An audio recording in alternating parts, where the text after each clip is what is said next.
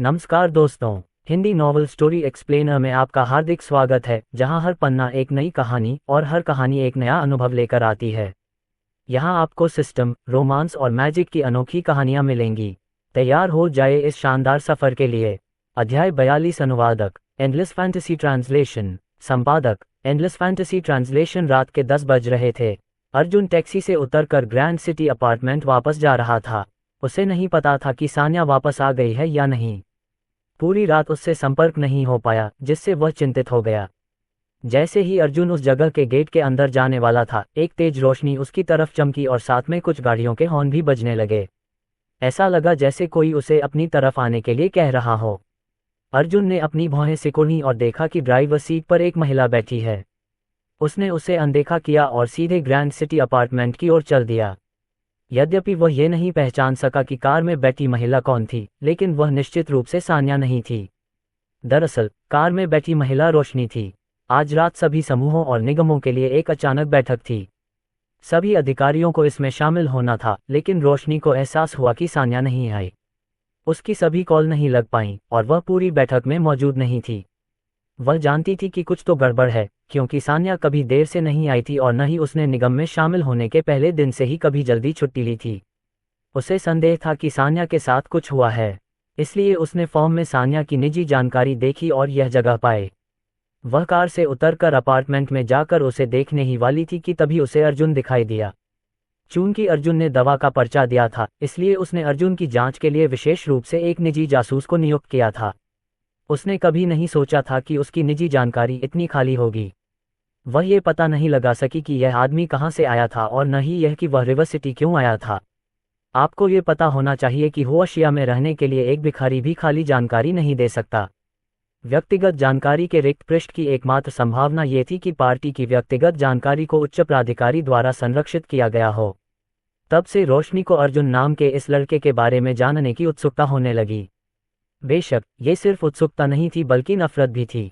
अर्जुन पहला लड़का था जिसने सालों बाद उसे ठुकराने की हिम्मत की थी। जब रोशनी ने देखा कि अर्जुन उसे अनदेखा कर रहा है, तो वह गुस्से में आ गई और उसने अपने दोनों हाथ मुट्ठी में बांध लिए। उसने देखा कि वह जल्द ही उसकी नज़रों से ओझल होने वाला था, इसलिए वह कार से उतरी और अर्जुन के पीछे भागी। अर्जुन, अभी रुक जाओ, एक स्पष्ट आवाज़ सुनाई दी। अर्जुन ने स्वतः ही अपना मुंह घुमाया और अंततः उसकी आंखों के सामने महिला का स्पष्ट दृश्य दिखाई दिया। यद्यपि अर्जुन ने अनेक सुंदर स्त्रियों को देखा था, फिर भी वह अपने सामने खड़ी स्त्री को देखकर दंग रह गया। महिला की त्वचा बर्फ की तरह सफ़ेद थी, उसके लंबे बाल छोटे छोटे लहरों में उलझे हुए थे जो उसकी पीठ पर झर रहे थे। वह थकी हुई लग रही थी, लेकिन उसकी आंखें साफ और चमकीली थीं। अपनी मनमोहक और आकर्षक आंखों के आकार के साथ वह सुंदर और अछूती थी। वह इस समय अपने चमकीले लाल होंठ काट रही थी और उसकी पीली त्वचा के कारण वह थोड़ी बीमार लेकिन आत्मविश्वास से भरी दिख रही थी। अर्जुन ने अवचेतन रूप से उसके सामने खड़ी महिला की तुलना सान्या से की थी। दिखने में यह महिला सान्या से ज्यादा सुंदर थी, लेकिन सान्या की सेक्सीनेस सबसे ज्यादा थी। फिर भी इस महिला का शरीर सुंदर था और उसके वक्र स्पष्ट दिखाई दे रहे थे, और यदि उसने सेक्सी पोशाक पहनी होती तो उसे अधिक अंक मिलते। जब अर्जुन रोशनी को देख रहा था तो उसने कहा, अर्जुन, क्या तुमने नहीं देखा कि मैं अभी तुम्हें रोकने की कोशिश कर रही थी? अर्जुन ने उसकी जांच करना बंद कर दिया और ठंडे स्वर में कहा, तुम कौन हो? तुम मुझे क्यों रोकना चाहती थीं? रोशनी ने एक कदम आगे बढ़कर गर्व से कहा, मैंने सुना है कि तुमने मुझे देखने के लिए मैग्निफिसेंट ग्रुप बिल्डिंग पर हाथ हिलाया था। अब तुम मुझे वास्तविक रूप में देख रहे हो और तुम मुझे ये रवैया दे रहे हो। अर्जुन को तब एहसास हुआ कि उसके सामने खड़ी महिला जियांगन प्रांत की शीर्ष 3 सुंदरियों में से एक रोशनी थी। वह मैग्निफिसेंट ग्रुप की अध्यक्ष थी और सान्या की शीर्ष सुपीरियर भी थी। अर्जुन ने रोशनी के चेहरे पर नजर डाली और राहत की लंबी सांस ली। उसका चेहरा अभी तक नष्ट नहीं हुआ था, जैसा कि उसके मालिक ने बताया था, जिसका मतलब था कि वह अभी भी सुरक्षित थी। तुम्हारी आह का क्या मतलब है? क्या मेरी मौजूदगी तुम्हें निराश करती है? रोशनी को गुस्सा आया जब उसने उसे अपना सिर हिलाते और आहें भरते देखा। सक्सेना परिवार की प्यारी बेटी होने के बावजूद किसी ने उसके साथ ऐसा व्यवहार करने की हिम्मत कैसे की? उसे लगा कि उसके मुखौटे से उसे आंका जा रहा है। कुछ नहीं, अगर तुम्हें मुझे कुछ बताने की जरूरत नहीं है तो मैं चला जाऊंगा, अर्जुन ने कहा। रोशनी ने अपना संयम संभाला और अपने विचारों को एक तरफ रखते हुए पूछा, क्या तुम सान्या के साथ रह रहे हो? ये सही है, अर्जुन ने सिर हिलाया। रोशनी इस बात को लेकर असमंजस में थी कि जब उसे पता चला कि वे दोनों एक साथ रहते हैं तो उसे निराशा क्यों हुई। गलत मत समझिए, जब मैं रिवर सिटी आया था तब मैं बेघर था और सान्या ने मुझे अपने साथ रखने का फैसला किया। रोशनी को राहत महसूस हुई और उसने आगे कहा, सान्या आज अचानक हुई ग्रुप मीटिंग में अनुपस्थित थी। क्या तुम्हें पता है कि वह कहाँ गई? मुझे नहीं पता। ये कहते हुए अर्जुन वहां से जाने के लिए मुड़ा। उसे उन लोगों से नफरत थी जो उसका पीछा करते थे और उससे सवाल पूछते थे। इसके अलावा उसे ऐसा लगता था कि वह उनमें से किसी का भी जवाब देने के लिए बाध्य नहीं है।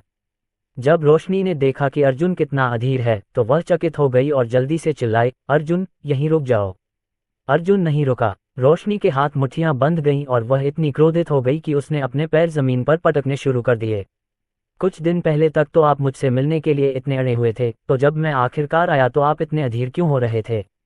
क्या मैं, रोशनी, अर्जुन की नज़रों में अच्छी नहीं हूं? रोशनी अब और नहीं रुक सकी। वह चिल्लाए, अर्जुन तुम जैसे बड़े आदमी सान्या के साथ क्यों रह रहे हो? क्या तुम नहीं जानते कि इससे सान्या की प्रतिष्ठा पर असर पड़ेगा? साथ ही यह मत सोचो कि कभी कभार दवाई लेने का मतलब है कि तुम्हें अच्छी तरह से खाना मिल रहा है। मैं तुम्हें एक बात बताना चाहती हूँ अर्जुन, अगर तुम इसी तरह जीते रहे तो तुम सब कुछ खा जाओगे और तुम्हारे पास कुछ भी नहीं बचेगा। तुम अंत में खुद को बर्बाद कर दोगे। अर्जुन रुक गया, मुड़ा और रोशनी की ओर चल पड़ा। रोशनी कुछ भी बोलने की हिम्मत नहीं जुटा पाई क्योंकि वह अपने सामने खड़े आदमी को घूर रही थी। रोशनी, क्या तुम्हें लगता है कि तुम मुझे बहुत अच्छी तरह जानती हो?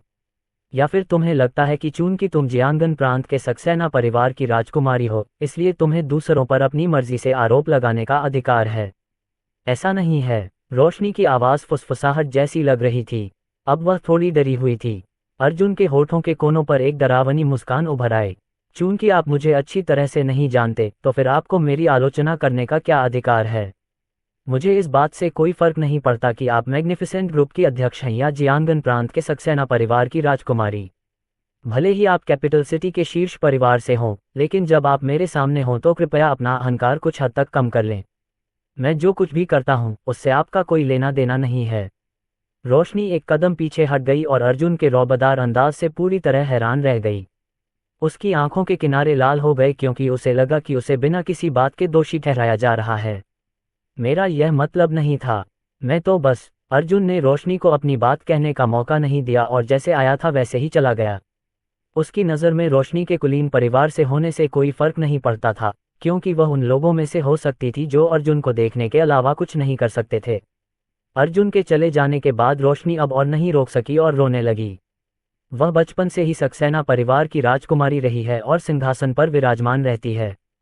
किसी ने उससे इस तरह बात करने की हिम्मत नहीं की थी। कौन इतना साहसी होगा कि उसे इस तरह से अनुशासित कर सके? रोते रोते रोशनी को ऐसा लगा जैसे वह किसी बात से जाग गई हो। ऐसा लग रहा था जैसे अर्जुन की डांट का असर उस पर हो गया हो। क्या कुछ साल पहले उन्होंने सक्सेना परिवार को छोड़कर मैग्निफिसेंट ग्रुप नहीं बनाया था क्योंकि वह सक्सेना परिवार की छाया से बाहर निकलना चाहती थी? इतने सालों के बाद उसे लगा कि वह सफल हो गई है, लेकिन अंत में पता चला कि वह अभी भी सक्सेना परिवार पर बहुत अधिक निर्भर थी और कुछ भी नहीं बदला था। उसने अर्जुन की ओर देखा और उसकी आंखों में आंसू अभी भी चमक रहे थे। वह बुदबुदाई, अर्जुन तुम सच में किस तरह के इंसान हो? अध्याय 43। अनुवादक एंडलेस फैंटेसी ट्रांसलेशन। संपादक एंडलेस फैंटेसी ट्रांसलेशन। जब अर्जुन ग्रैंड सिटी अपार्टमेंट में वापस लौटा तो उसे पता चला कि सान्या अभी तक वापस नहीं आई है। समस्या ये थी कि वह सान्या के फ़ोन पर बात नहीं कर पा रहा था और रोशनी के शब्दों से पता चलता है कि सान्या ने छुट्टी भी नहीं मांगी थी। इस लड़की के घर पर क्या महत्वपूर्ण बात हुई, या फिर रास्ते में कुछ हुआ? अर्जुन कुछ नहीं कर सका और चिंता करने लगा। सान्या आखिर एक महिला थी और वह भी बहुत खूबसूरत। सान्या अर्जुन के लिए बहुत महत्वपूर्ण थी। उस साल उसने जो दयालुता दिखाई थी उसे देखते हुए वह उसे कुछ भी नहीं होने देगा। बिना किसी हिचकिचाहट के अर्जुन ने फ़ोन उठाया और याददाश्त से कुछ नंबर डायल कर दिए। छिपा हुआ ड्रैगन बिल्डिंग। ये शहर के मध्य में स्थित था, लेकिन ऐसा लग रहा था जैसे ये शहर की हलचल से बहुत दूर स्थित है। कोई भी इसकी उत्पत्ति नहीं जानता था और कोई भी नहीं जानता था कि यह क्यों अस्तित्व में आया। कुछ लोगों को अपने विभिन्न जटिल नेटवर्क के माध्यम से खोज करने के बाद ही इमारत के बारे में थोड़ा बहुत पता चल सका। हिडन ड्रैगन बिल्डिंग की सबसे ऊपरी मंजिल पर एक आदमी रहता था। उसका नाम राजवीर राणा था। इस समय Rajveer Rana hidden dragon building की सबसे ऊपरी मंजिल पर कुर्सी पर आंखें बंद करके झुका हुआ था। उसका एक हाथ कुर्सी के एक तरफ था जबकि उसका दूसरा हाथ एक खास डिस्क से खेल रहा था। डिस्क पर बना डिजाइन बहुत ही अजीब था। ये खून का प्यासा काला ड्रैगन था। काला ड्रैगन बादलों और धुंध में लिपटा हुआ लग रहा था, आसमान को छिपा रहा था और धरती को ढक रहा था। चीनी मुहावरा जिसका अर्थ है सर्वव्यापी और अहंकार से नश्वर लोगों को नीची नजर से देख रहा था। अचानक मेज पर रखा उसका मोबाइल फोन बज उठा। उसकी तीखी आंखें लगभग तुरंत खुल गईं और उनमें से ऐसी चमक निकली कि हर किसी की रीढ़ तक कांप उठी। दुनिया में केवल 6 लोग ही इस नंबर को जानते थे। राजवीर राणा ने मोबाइल फोन पकड़ने के लिए अपना हाथ बढ़ाया। ऐसा लग रहा था जैसे उसे कोई चीज खींच रही हो और वह उसमें समा गया हो। उसने नजर घुमाकर देखा तो पता चला कि यह एक गुमनाम नंबर था। क्या उन्होंने गलत नंबर पर कॉल किया होगा? वह फोन रखने ही वाला था कि अचानक उसके दिमाग में एक संभावना कौंधी। क्या ये वही व्यक्ति है जो फोन कर रहा है? अब बिना किसी हिचकिचाहट के उसने तुरंत उत्तर देने के लिए बटन दबा दिया। ये कौन है? फोन के दूसरी तरफ से कोई आवाज नहीं थी और सन्नाटा थोड़ा डरावना था। राजवीर राणा ने अपना सिर हिलाया। ऐसा लगा कि उनके पास वाकई गलत नंबर था। वह फोन काटने ही वाला था कि एक सुस्त आवाज सुनाई दी, यह मैं हूं। यह आवाज सुनकर राजवीर राणा का पूरा शरीर तनकर खड़ा हो गया। उसके शरीर में एक हिंसक आभा फैल गई। उसका शरीर कांप उठा और सांसें तेज हो गईं। उन्होंने ये फोन 3 साल तक अपने पास रखा था और एक बार भी घंटी नहीं बजी। उसे उम्मीद थी कि वह आदमी किसी दिन ये नंबर याद रखेगा और उसे कॉल करेगा, लेकिन हर उम्मीद भरी घड़ी हमेशा निराशा की ओर ले जाती थी। उसने तो यहां तक सोच लिया था कि राजवीर राणा नाम बिल्कुल बेकार है। Hall master. उसकी आवाज इतनी कांप रही थी कि ऐसा लग रहा था जैसे वह रो रहा हो। अगर सत्ता में बैठे लोग राजवीर राणा को इस तरह देखते तो वे एकदम चौंक जाते, उनके जबड़े जमीन पर गिर जाते। राजवीर राणा की आंखों में इतनी कोमलता कैसे हो सकती थी? मैं फिर से यही कहूंगा, मुझे हॉल मास्टर मत कहो और इस नंबर को देखने की कोशिश मत करो। किसी से संपर्क करने में मेरी मदद करो। उसका नाम सान्या है। उसका गृहनगर great field town, river city है। मेरा उससे 10 घंटे पहले संपर्क टूट गया था और मैं जानना चाहता हूं कि वह अब कहाँ है। क्या वह किसी खतरे में है या उसके घर पर कुछ हुआ है? मैं आपको 5 मिनट के भीतर फिर से कॉल करूंगा। तब तक आपको मुझे ये जानकारी देनी होगी। फोन के दूसरी तरफ से एक निश्चित आवाज आई। जब उनकी बात खत्म हो गई तो कॉल कुशलतापूर्वक समाप्त हो गई। राजवीर राणा कांप उठा और उसने जल्दी से अपना संयम संभाला। उसने दूसरे मोबाइल फोन से कॉल करते हुए एक वेबसाइट पर लॉग इन किया। मुझे अगले 3 मिनट में इस व्यक्ति के बारे में सारी जानकारी चाहिए। उसका नाम सान्या है, महिला। दृश्य ग्रैंड सिटी अपार्टमेंट की ओर मुड़ गया। फोन रखने के बाद अर्जुन अपने विचारों में खो गया। वह कभी भी वह फोन कॉल नहीं करना चाहता था। वह इन लोगों के समूह को अपने विकास या प्रतिशोध की योजना में शामिल नहीं करना चाहता था। हालांकि अब उसे लग रहा था कि हुआक्सिया लौटकर इन लोगों का सामना करने के अलावा कोई और रास्ता नहीं है। समय देखने के बाद वह सोफे पर बैठ गया और अपनी जेब से सिगरेट का पैकेट निकाला। सिगरेट को हल्के से हिलाने पर वह उसके हाथ पर गिर गई। उसकी जलती हुई सिगरेट से धुआं हवा में घूम रहा था। जब कोई परेशान होता था तो सिगरेट कोई बुरी औषधि नहीं थी। पलक झपकते ही 5 मिनट बीत गए। अर्जुन ने अपने हाथ में पकड़ी सिगरेट बुझा दी। अपनी उंगलियों के एक झटके से सिगरेट का बट एक मोड़ से होते हुए सीधे कूड़ेदान में जा गिरा। उसने फिर फोन मिलाया, कोई खबर? फोन के दूसरी तरफ की आवाज शांत थी। हॉल खांसी, मुझे सान्या की खबर मिल गई है। वह रात 11:35 बजे रिवर सिटी के ग्रैंड सिटी अपार्टमेंट से निकली थी। वह दोपहर 12:25 बजे फॉक्सवैगन बीटल 180 TSI से फिफ्थ पीपल्स हॉस्पिटल पहुंची। कार अभी भी अस्पताल की पार्किंग में खड़ी है। रिवर सिटी में मेरी जांच के अनुसार सान्या के भाई सन हाओजे की रात 11:20 बजे अचानक हालत खराब हो गई और उन्हें तत्काल सर्जरी की आवश्यकता थी, जिसकी लागत 700,000 युआन है। हमने उसके फ़ोन रिकॉर्ड और अस्पताल में मौजूद फुटेज हासिल कर ली है। हमने पाया कि जब वह वहां थी तब उसने 3 कॉल किए थे। पहला कॉल एक बंधक कंपनी को किया गया था। मिस सान्या ने बीटल को 50,000 युआन की बेहद कम कीमत पर बेचा था। दूसरी और तीसरी कॉल निजी नंबरों पर की गई थी। जब तीसरी कॉल हो गई तो मिस सान्या ने फ़ोन को 5वीं मंजिल पर वार्ड 512 के बाहर दूसरे कूड़ेदान में फेंक दिया। मेरे पास यहाँ एक विस्तृत जांच रिपोर्ट भी है। क्या इसे आपके ईमेल पर भेजने की ज़रूरत है? कोई ज़रूरत नहीं। अर्जुन ने बेबसी से अपना सिर हिलाया और फ़ोन रख दिया। इस मूर्ख लड़की ने मुझे अभी तक क्यों नहीं बताया? क्या वह मुझे अपना दोस्त नहीं मानती थी, या फिर क्या वह सोचती थी कि मैं पूरी तरह से शक्तिहीन हूँ? मैंने तुमसे कहा था कि मैंने करीब 100 मिलियन युआन कमाए हैं। तुम मुझ पर विश्वास क्यों नहीं कर सके? जब आपके बगल में ही एक चमत्कारिक डॉक्टर रहता है तो आपको उन सामान्य डॉक्टरों पर क्यों निर्भर रहना चाहिए? 700,000 युआन। अर्जुन को यह अच्छी तरह पता था कि सान्या के पास केवल 300,000 युआन हैं। अगर कार बेच भी दी जाए तो भी वह बाकी 400,000 युआन की भरपाई नहीं कर पाएगी। उन्हें डर था कि ये दोनों निजी कॉल पैसे उधार लेने के लिए की गई थीं। और नतीजा विफलता ही रहा। सान्या शायद अब अपने जीवन के सबसे असहाय समय से गुजर रही थी। 5 साल पहले का ये समय वह समय था जब मैं सबसे ज्यादा असहाय था, और आज 5 साल बाद वह समय है जब तुम सबसे ज्यादा असहाय हो। अब समय आ गया है कि मैं तुम्हें इस रसातल से बाहर निकालूं। हे भगवान, कितनी मूर्ख औरत है। अर्जुन ने बस एक जैकेट उठाई और उसे पहन लिया। दरवाजा बंद करके वह तुरंत रात में खो गया। अध्याय 44। अनुवादक एंडलेस फैंटेसी ट्रांसलेशन। संपादक endless fantasy translation. River city fifth people's hospital. Sanya ने खिड़की से अपने भाई को देखा जो गहन चिकित्सा इकाई में था। उसका मूड असामान्य रूप से जटिल था। दोपहर में उसे अपने पिता का फोन आया था जिसमें बताया गया था कि उसके भाई की हालत खराब हो गई है और उसका दिल लड़खड़ा रहा है। उसने सोचा था कि हमेशा की तरह कुछ असामान्य डेटा होगा, लेकिन उसे उम्मीद नहीं थी कि उसे अस्पताल ले जाया जाएगा।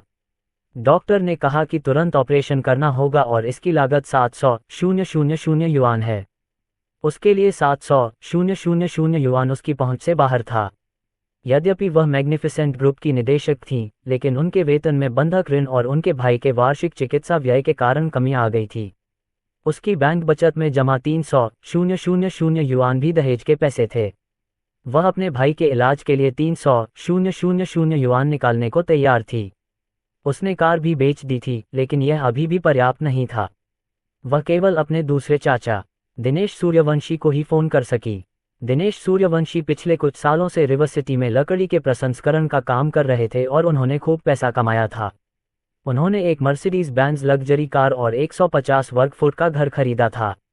ये कहा जा सकता है कि वह समृद्ध रिवर सिटी के सन परिवार में सबसे अमीर व्यक्ति था। वह वास्तव में फ़ोन नहीं करना चाहती थी क्योंकि वह अपने दूसरे चाचा और उनके परिवार की नज़रों में जिस तरह से देखी जाती थी उससे वह सहज थी मानो वे उससे ऊपर हों। अगर वह अपनी अंतिम सीमा पर नहीं होती तो वह किसी और से पैसे उधार मांगती। थोड़ी देर बाद सान्या के पिता सन योंगबुई दिनेश सूर्यवंशी और उसके परिवार को उसकी ओर ले जा रहे थे। वह चलते हुए झुक रहा था। ये वास्तव में मेरे हाउजे के लिए एक आशीर्वाद है कि तुम आ सके। ओह, मुझे नहीं पता कि पिछले जन्म में मुझ पर क्या कर्ज था कि भगवान को मेरे साथ ऐसा व्यवहार करना पड़ रहा है। अब मेरी एकमात्र आशा यह है कि हाउजे इस संकट से बाहर निकल सके। जब वे वार्ड के बाहर रुके तो सन योंगबुई ने जल्दी से अपनी बेटी सान्या से कहा, छोटी ही, तुम अपने दूसरे चाचा चाची और याओयाओ को नमस्ते क्यों नहीं कह रही हो? सान्या ने थोड़ा मुस्कुराकर अपने आंसू पोंछे। दूसरे अंकल, दूसरी आंटी, छोटी कियान, इस समय हमारी मदद करने के लिए धन्यवाद, हम वास्तव में इसकी सराहना करते हैं। दिनेश सूर्यवंशी ने सान्या को थोड़ा आश्चर्य से देखा। उसे उम्मीद नहीं थी कि सन योंगबुई जैसे ईमानदार आदमी की इतनी सुंदर बेटी हो सकती है। अगर भविष्य में उसे शादी के लिए कोई अमीर परिवार मिल जाए तो शायद सन योंगबुई परिवार की किस्मत बदल जाएगी। उनकी पत्नी डोंग केजू ने भी इस पर ध्यान दिया और अपने पति दिनेश सूर्यवंशी से फुसफुसाते हुए कहा, क्या आपने पिछले भोज के दौरान राष्ट्रपति ली के मूर्ख बेटे को एक साथी से मिलवाने के बारे में मजाक नहीं किया था? कौन जानता है, लेकिन अगर शादी सफल रही तो हेंग शेंग बिल्डिंग मटीरियल से कुछ निकल सकता है। दिनेश सूर्यवंशी की आंखें चमक उठीं। अभी भी उनकी पत्नी ही सबसे समझदार थीं। श्री ली का मूर्ख बेटा मानसिक रूप से ठीक नहीं था और हमेशा से ही कामुक लगता था, लेकिन यह उनकी बेटी नहीं थी जो उससे शादी करने जा रही थी, इसलिए उन्हें डरने की कोई बात नहीं थी। मुद्दा ये था, राष्ट्रपति ली सान्या जैसी बहू से खुश कैसे नहीं हो सकते थे। शायद राष्ट्रपति ली भी सान्या के आकर्षण का विरोध नहीं कर पाएंगे, फिर पिता और पुत्र मिलकर लड़ सकते हैं। अगर शादी सफल हो जाती है तो वह निश्चित रूप से सबसे बड़ा लाभार्थी होगा क्योंकि वह व्यक्ति जिसने उसे उनसे मिलवाया था। उस समय तक श्रीली बहुत खुश होंगे और उनका व्यवसाय समृद्ध होना तय था। उनकी बेटी ऋतिका सूर्यवंशी ने स्वाभाविक रूप से अपने माता पिता की योजना सुनी थी और उसके मुंह के कोनों पर मुस्कान आ गई थी। एक महिला होने के नाते उसे सबसे अधिक ईर्ष्या तब होती थी जब कोई दूसरा उससे बेहतर दिखता था। सान्या निस्संदेह वह व्यक्ति थी जिससे वह इन वर्षों में सबसे अधिक नफरत करती थी। वह सान्या के सामने दिखावा करने में कोई कसर नहीं छोड़ती थी या पारिवारिक समारोहों के दौरान जब भी उसे मौका मिलता तो उसका उपहास करती थी। वह सान्या और उसके परिवार को बहुत नीची नज़र से देखती थी। जाहिर है कि परिवार के पास पैसे नहीं थे, तो फिर उनकी इतनी खूबसूरत बेटी कैसे होगी। इससे भी बड़ी बात यह थी कि उनकी पिछली शादी से एक आधी मरी हुई बच्ची भी थी। रितिका सूर्यवंशी ने नाटक किया और गहन चिकित्सा इकाई में सन हाओजे को देखा। उसने आह भरी और कहा, तुम्हारा परिवार वास्तव में, मुझे आश्चर्य है कि ऐसी बीमार चीज को जन्म देने के लिए किस तरह की बुराई की गई थी। इन सभी वर्षों में तुम्हारे परिवार का जीवन बहुत अच्छा चल सकता था। वह इतना बोझ बन गया था। ओ प्रिय। सान्या को उसकी बातों पर गुस्सा आया। उसने किसे बीमार कहा? जैसे ही वह खंडन करने वाली थी, सन योंगबुई ने सान्या की आस्तीन खींची और फुसफुसाया, मत बोलो। क्या तुम अपने भाई को बचाना चाहती हो या नहीं? केवल तुम्हारे दूसरे चाचा और उनका परिवार ही हमें पैसे उधार देने में सक्षम है, इसलिए अपना आपा खो दो। सान्या ने रितिका सूर्यवंशी की ओर देखा और फिर कुछ नहीं कहा। इस समय डोंग केजू अपने चेहरे पर मुस्कान लिए हुए आगे बढ़ी और सान्या से प्यार से कहा, ओह सान्या, आंटी ने देखा कि तुम बड़ी हो गई हो। हम सन परिवार के रूप में निश्चित रूप से तुम्हारे भाई के इलाज के लिए अपनी मदद देंगे। अगर हम इस समय मदद नहीं करते हैं तो यह अनुचित है। सान्या बहुत खुश थी। उसने कभी उम्मीद नहीं की थी कि उसकी मौसी, जो हमेशा मतलबी और कंजूस रहती थी, इस बार अपने परिवार की मदद करने के लिए आगे आएगी। दूसरी आंटी, क्या ये सच है? क्या आप हाओजे की मदद करने को तैयार होंगी? सान्या ने उत्साह से पूछा। डोंग केजू ने गंभीरता से कहा, स्वाभाविक रूप से, हम सब एक परिवार हैं। सन योंगबुई अब शांत नहीं रह सका। वह दिनेश सूर्यवंशी के पास गया। भाई, मैं इस जीवन में आपके लिए बहुत मेहनत करने को तैयार हूँ। आप सभी का धन्यवाद। मैं निश्चित रूप से आपको वापस भुगतान करने का कोई रास्ता खोज लूंगा। दिनेश सूर्यवंशी ने मुस्कुराते हुए सन योंगबुई के कंधे पर हाथ फेरा। अगर आप इसे वापस नहीं भी करते हैं तो भी कोई बात नहीं। कौन जानता है, भविष्य में हमें आप पर निर्भर रहना पड़ सकता है। सन योंगबुई उसकी बातों से उलझन में पड़ गया और पूछने ही वाला था कि डोंग केजू ने अपनी बेटी सान्या का हाथ पकड़ लिया और कहा, वैसे सान्या, तुम पहले से ही 20 की हो चुकी हो। क्या तुम्हें कोई बॉयफ्रेंड मिल गया है? सान्या ने सिर हिलाया। मैं अभी भी जवान हूं और मुझे बॉयफ्रेंड ढूंढने की कोई जल्दी नहीं है। डोंग केजू खुश दिख रही थी। खुशी से ताली बजाते हुए और चिल्लाते हुए उसने जल्दी से कहा, लेकिन बॉयफ्रेंड तो लड़कियों की तलाश में रहते हैं। तुम अपनी उम्र में सबसे लोकप्रिय हो, क्यों न मैं तुम्हारे लिए कोई लड़की ढूंढूं। वैसे मैंने कुछ दिन पहले सुना कि हेंग शेंग बिल्डिंग मटीरियल के अध्यक्ष ली का बेटा विवाह के लिए साथी की तलाश कर रहा है। हेंग शेंग बिल्डिंग मटीरियल हमारे उद्योग में एक अग्रणी कंपनी है, यहाँ तक कि आपके चाचा को भी उनकी सेवा करनी पड़ती है। यदि आप उनके लिए परिवार में शादी करते हैं तो न केवल आपके भाई की बीमारी, बल्कि हमारा पूरा सन परिवार आप पर भरोसा कर रहा है। ये सुनकर सन योंगबुई यह कैसे नहीं समझ पाए कि दूसरे पक्ष का क्या मतलब था। वे चाहते थे कि वह अपनी बेटी को बेच दे। सन योंगबुई को लगा कि इन सालों में उसने अपनी बेटी का सबसे ज्यादा एहसान चुकाया है। अगर सान्या उस समय यूनिवर्सिटी जा पाती तो उसके ग्रेड बेहतरीन होते, लेकिन उसने अपनी पढ़ाई को आगे बढ़ाने का मौका छोड़ दिया और अपने परिवार का भरण पोषण करने के लिए पैसे कमाने के लिए दिन रात काम करने का फैसला किया। अगर उसने सान्या को अपनी खुशी चुनने का अधिकार भी नहीं दिया होता तो सन योंगबुई ने वाकई अपनी बेटी की जिंदगी बर्बाद कर दी होती। तभी सुन योंगबुई ने खड़े होकर मना कर दिया, भाभी, सान्या के जीवन भर के मामलों की चिंता मत करो। हमारी सान्या खुद ही सब संभाल लेगी। सान्या ने भी डोंग केजू के इरादों को समझ लिया था। अगर वे सचमुच उनका पैसा ले लेते तो वह निस्संदेह खुद को बेच देती। इन लाखों लोगों के लिए एक अनजान आदमी से शादी करना, यह इसके लायक नहीं था। उसकी दूसरी चाची ने सचमुच एक अच्छी योजना बनाई थी। उसके चेहरे पर उदासी छा गई और उसने नाराजगी से कहा, चाची, आपको मेरे मामलों के बारे में चिंता करने की जरूरत नहीं है। चूंकि युवा मास्टर ली इतने अच्छे हैं तो क्यों न याओ याओ की शादी उनसे करा दी जाए। रितिका सूर्यवंशी को उम्मीद नहीं थी कि सान्या उसे बातचीत में शामिल करेगी और उसने जल्दी से कहा, सान्या, तुम क्या कह रही हो? मैं उस मूर्ख से शादी नहीं करूंगी। रितिका सूर्यवंशी के बोलने के बाद सान्या और सन योंगबुई के चेहरे पर और भी गहरे भाव आ गए। पता चला कि डोंग केजू ने जिस साथी का परिचय कराया था वह मूर्ख था। अध्याय 45। अनुवादक एंडलेस फैंटेसी ट्रांसलेशन। संपादक endless fantasy translation. Dinesh Suryavanshi को तब पता चला कि अब समय आ गया है कि वह खड़े होकर कहें, योंगबुई और सान्या, अगर आप अपने लिए ऐसा नहीं करना चाहते हैं तो कमरे के अंदर मौजूद व्यक्ति के लिए ऐसा करें। क्या आप वाकई हाउजे को सिर्फ इसलिए मरते देखना चाहते हैं क्योंकि आपके पास उसका इलाज कराने के लिए पर्याप्त पैसे नहीं हैं? वह सिर्फ 14 साल का है और भविष्य में उसके पास देखने के लिए बहुत कुछ है। सान्या और सन योंगबुई दोनों ही इस टिप्पणी से झिझके। अभी वे दोनों ही मुश्किल में थे। डोंग कैजू को पता था कि यह उसका मौका था और उसने आगे कहा, सान्या, तुम्हारा वैसे भी कोई बॉयफ्रेंड नहीं है। हालांकि वह मूर्ख है, लेकिन यह अच्छी बात भी हो सकती है। उसे कुछ नहीं पता। एक बार जब तुम उनके लिए परिवार का हिस्सा बन जाओगी, तो बस कुछ शब्द बोलो और सारा पैसा तुम्हारा हो जाएगा, है न? रितिका सूर्यवंशी भी इस बातचीत का हिस्सा बनना चाहती थी, इसलिए उसने सान्या से गंभीरता से कहा, ऐसे परिवार में कौन तुमसे शादी करना चाहेगा जिस पर इतना बोझ हो? यह एक अथाह गड्ढा है। सान्या, मुझे मत बताओ कि तुमने कभी इसके बारे में नहीं सोचा।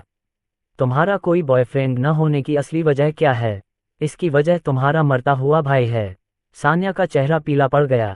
फिर भी उसके पास खंडन करने का कोई आधार नहीं था। इतने सालों के बाद वह बहुत थक गई थी। ऐसा नहीं था कि वह किसी पर निर्भर नहीं होना चाहती थी, लेकिन जब उसका एक छोटा भाई होता है जिसे हर समय पैसे खर्च करने पड़ते हैं, तो उसे कौन चाहेगा? सन योंगबुई की आंखें भी लाल हो गई थीं। उसे लगा कि वह एक पिता के रूप में असफल हो गया है। वह चाहता था कि वह अभी खुद को थप्पड़ मार सके। उसने छोटी उम्र में अधिक पैसे कमाने की कोशिश क्यों नहीं की और अपनी बेटी को अपना रास्ता चुनने का अधिकार क्यों नहीं दिया? रितिका सूर्यवंशी और डोंग कैजू ने सुन योंगबुई और उनकी बेटी के चेहरे पर भाव देखे और उन्हें लगा कि उन्हें मनाने में आशा है। जब वे अपनी बात जारी रखना चाहते थे, तभी उनके पीछे से एक ठंडी आवाज आई, किसने मेरी प्रेमिका का अपमान करने की हिम्मत की? सान्या ने अचानक ऊपर देखा जब उसने ये जानी पहचानी आवाज सुनी। उसका मुंह खुला का खुला रह गया जब उसने देखा कि अर्जुन उनसे कुछ ही दूरी पर खड़ा है। वह यहाँ क्यों आया? अर्जुन के होठों पर हल्की सी मुस्कान आ गई। सान्या के पास जाते हुए उसे खुद पर पूरा भरोसा था। एक हाथ से उसने सान्या की पतली कमर को थामा और अपनी जेब से टिश्यू निकाला और दूसरे हाथ से सान्या की आंखों के कोने को धीरे से पोंछा। मूर्ख लड़की, तुमने अपने बीमार भाई की खबर मुझसे क्यों छिपाए? क्या तुम सच में मुझे अपना बॉयफ्रेंड नहीं मानती? जब सान्या उसे स्थिति समझा रही थी, तो उसने महसूस किया कि अर्जुन उसे आंख मार रहा था और वह तुरंत समझ गई। उसने अपने गाल लाल करते हुए कहा, आचेन, मुझे डर था कि तुम मुझे छोड़ दोगे। उसकी आवाज़ इतनी कोमल थी जैसे बिल्ली का बच्चा किसी के शरीर को गुदगुदी कर रहा हो। यह अविश्वसनीय रूप से सुखदायक थी। अर्जुन थोड़ा हंसा और उसकी चुंबकीय आवाज़ गूंजी, मैं तुमसे कैसे मुंह मोड़ सकता हूँ? तुम मेरी प्रेमिका हो। तुम्हारा काम मेरा काम है। मैंने हाउजे के मेडिकल बिल चुकाए हैं। डॉक्टर ने कहा कि सर्जरी कभी भी की जा सकती है और 70% सफलता दर है। हालांकि इसमें 30% जोखिम है, लेकिन आप निश्चिंत रह सकते हैं कि मैंने दुनिया के सबसे अच्छे डॉक्टर, मिरेकल डॉक्टर ये को आने के लिए कहा है। चमत्कारिक डॉक्टर ये 3 शब्द सुनकर सान्या, जो पहले तो परेशान थी, हंसने लगी। इस समय भी उसे अपने बारे में शेखी बघारना कैसे याद रहा। उसने तो यहाँ तक कहा था कि वह दुनिया का सबसे अच्छा डॉक्टर है। क्या अब भी इस चमत्कारी डॉक्टर ये को आमंत्रित करने की आवश्यकता थी? क्या आप स्वयं साहसी चमत्कारी डॉक्टर ये नहीं थे? सान्या को मुस्कुराते देख अर्जुन ने अपने चेहरे की ओर इशारा किया और हंसते हुए कहा, मैंने तुम्हारे लिए बहुत कुछ किया है। क्या तुम मुझे चूम नहीं सकती? सान्या ने कभी उम्मीद नहीं की थी कि अर्जुन इतना बोल्ड हो जाएगा कि सबके सामने उसे किस करने के लिए कहेगा। इतने सालों से उसने किसी लड़के का हाथ भी नहीं पकड़ा था, चूमना तो दूर की बात थी। वह मना करना चाहती थी, लेकिन उसे अपनी दूसरी मौसी, डोंग कैजू और रितिका सूर्यवंशी की संदिग्ध निगाहों का एहसास हुआ।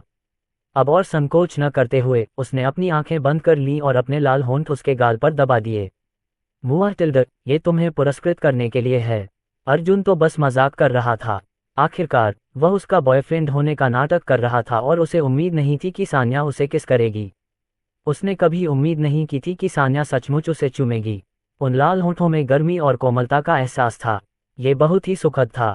हर कोई अपने सामने का दृश्य देखकर अचंभित रह गया। न केवल दिनेश सूर्यवंशी का 3 सदस्यीय परिवार, बल्कि सान्या के पिता भी इस घटना से स्तब्ध रह गए। उसने अपनी बेटी को कभी अपने बॉयफ्रेंड के बारे में बात करते नहीं सुना था। उसने सोचा था कि वह लड़का सान्या का दोस्त है, लेकिन उसने उसकी आंखों के सामने उसे चूमा था। क्या ये संभव है कि उसकी बेटी का सचमुच कोई साथी हो? रितिका सूर्यवंशी ने सबसे पहले प्रतिक्रिया दी। उसने देखा कि अर्जुन ने क्या पहना हुआ था। वे सभी स्ट्रीट स्टॉल के सामान थे। वह संभवतः उच्च चिकित्सा बिलों का भुगतान कैसे कर सकता था? उसने ठंडी सांस ली। सान्या, समाज में कुछ ऐसे पुरुष हैं जो अविश्वसनीय हैं और झूठे हैं, इसलिए ऐसे पुरुषों के बहकावे में न आएं और धोखा न खाएं। डोंग कैजू भी होश में आ गया। अर्जुन पर नजरें गड़ाते हुए उसने पूछा, बेटा, चूंकि तुमने कहा था कि तुमने मेडिकल बिल का भुगतान किया है, तो क्या तुम हमें बिल दिखा सकते हो? ठीक है, आपके पास चालान होना चाहिए। क्या आपको विश्वास नहीं है कि मैं तुरंत उपस्थित डॉक्टर से पूछूंगा? अर्जुन ने कभी उम्मीद नहीं की थी कि लोगों का ये समूह विवरणों के बारे में इतना ध्यान रखेगा। वह यहाँ आने में व्यस्त था। उसके पास मेडिकल बिल का भुगतान करने का समय कैसे था? यदि उसने सचमुच चिकित्सा व्यय का भुगतान करने के लिए समय निकाला होता तो उसने अनुमान लगाया कि सान्या पहले ही इन सांपों के अनुरोध पर सहमत हो गई होती। सान्या ने सहज ही अनुमान लगा लिया कि अर्जुन ने अभी तक भुगतान नहीं किया है और जल्दी से बोली, अगर मेरे बॉयफ्रेंड ने कहा है कि उसने भुगतान में मेरी मदद की है तो उसने किया है। इसके बारे में चिंता करने की कोई ज़रूरत नहीं है। इसके अलावा मेरे भाई को आराम करने की ज़रूरत है। आपको जल्दी निकल जाना चाहिए। ऋतिका सूर्यवंशी ने सान्या के हाव भाव देखे और समझ गई कि वे सही थे और अहंकार से बोली, ओह सान्या, सान्या, तुम सच में इतनी घमंडी हो कि तुमने तुरंत एक दोस्त को बुलाकर नाटक किया। ओह, वैसे वह चमत्कारी डॉक्टर ये अब तुम्हारा बॉयफ्रेंड नहीं होगा, है ना? एक कंगाल जो अपनी बीमारी का इलाज भी नहीं करवा सकता, उसकी क्या इज्जत होगी? अर्जुन को माँ बेटी की जोड़ी से बहुत परेशानी हो रही थी। क्या वे होम्स का पुनर्जन्म थीं? उनकी बातें इतनी भद्दी थीं कि वह उन्हें थप्पड़ मारना चाहता था। तभी सफ़ेद कोट पहने दो डॉक्टर वहां से गुजरे। जब सन योंगबुई ने एक डॉक्टर को देखा तो उसने स्वाभाविक रूप से पहचान लिया कि वह उसके बेटे का डॉक्टर है। वह दौड़कर आया और उत्साहित होकर बोला, डॉक्टर कियान, आप आखिरकार आ ही गए। मैं दोपहर में आपको देखने के लिए कई बार आपके दफ्तर गया, लेकिन आप वहां नहीं थे। कृपया मेरे बेटे की हालत पर एक नज़र डालें। अपने सामने ये दृश्य देखकर ऋतिका सूर्यवंशी बहुत खुश हुई और जल्दी से डॉक्टर के पास गई। उसने डॉक्टर कियान का सामना किया और कहा, नमस्ते डॉक्टर कियान, मैं सन हाओजे की पारिवारिक सदस्य हूँ। मैं जानना चाहती हूँ कि क्या उनकी 700,000 युआन की सर्जरी फीस का भुगतान अभी तक हुआ है। सवाल सुनते ही सान्या का चेहरा एकदम पीला पड़ गया। क्या ये स्पष्टतः उसके परिवार को परेशानी में डालने के लिए था? एक बार डॉक्टर ने मना कर दिया तो उसके परिवार और यहाँ तक कि अर्जुन को भी अंतहीन आरोपों का सामना करना पड़ेगा। हालांकि सान्या ने यह नहीं देखा कि अर्जुन के मुंह के कोने पर एक मज़ेदार मुस्कान थी। ऐसा लग रहा था जैसे वह किसी अच्छे शो के शुरू होने का इंतजार कर रहा हो। डॉक्टर कियान ने अपने सामने खड़े दोनों लोगों को देखा और कुछ नाखुश हुए। ये परिवार इस समय इतनी जल्दी क्यों भाग रहा था? क्या उन्हें इस बात का जरा भी अंदाज़ा नहीं है कि उन्होंने पैसे चुकाए हैं या नहीं?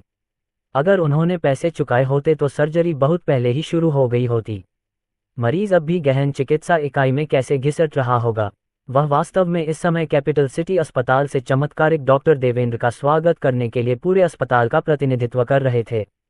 ये राष्ट्रपति द्वारा उन्हें सौंपा गया एक बड़ा कार्य था। अगर उसका स्वागत अच्छा हुआ तो उसे पदोन्नति मिल जाएगी। अगर स्वागत अच्छा नहीं हुआ तो यह सवाल उठेगा कि क्या वह अब भी अस्पताल में काम कर पाएगा। उसने अपने बगल में चमत्कारी डॉक्टर देवेंद्र की तरफ देखा और पाया कि दूसरे की आंखें उत्तेजित थीं। उसने सोचा कि वह क्रोधित है और जल्दी से सुन योंगबुई से कहा, कृपया हमें बाधित न करें चमत्कारी डॉक्टर देवेंद्र।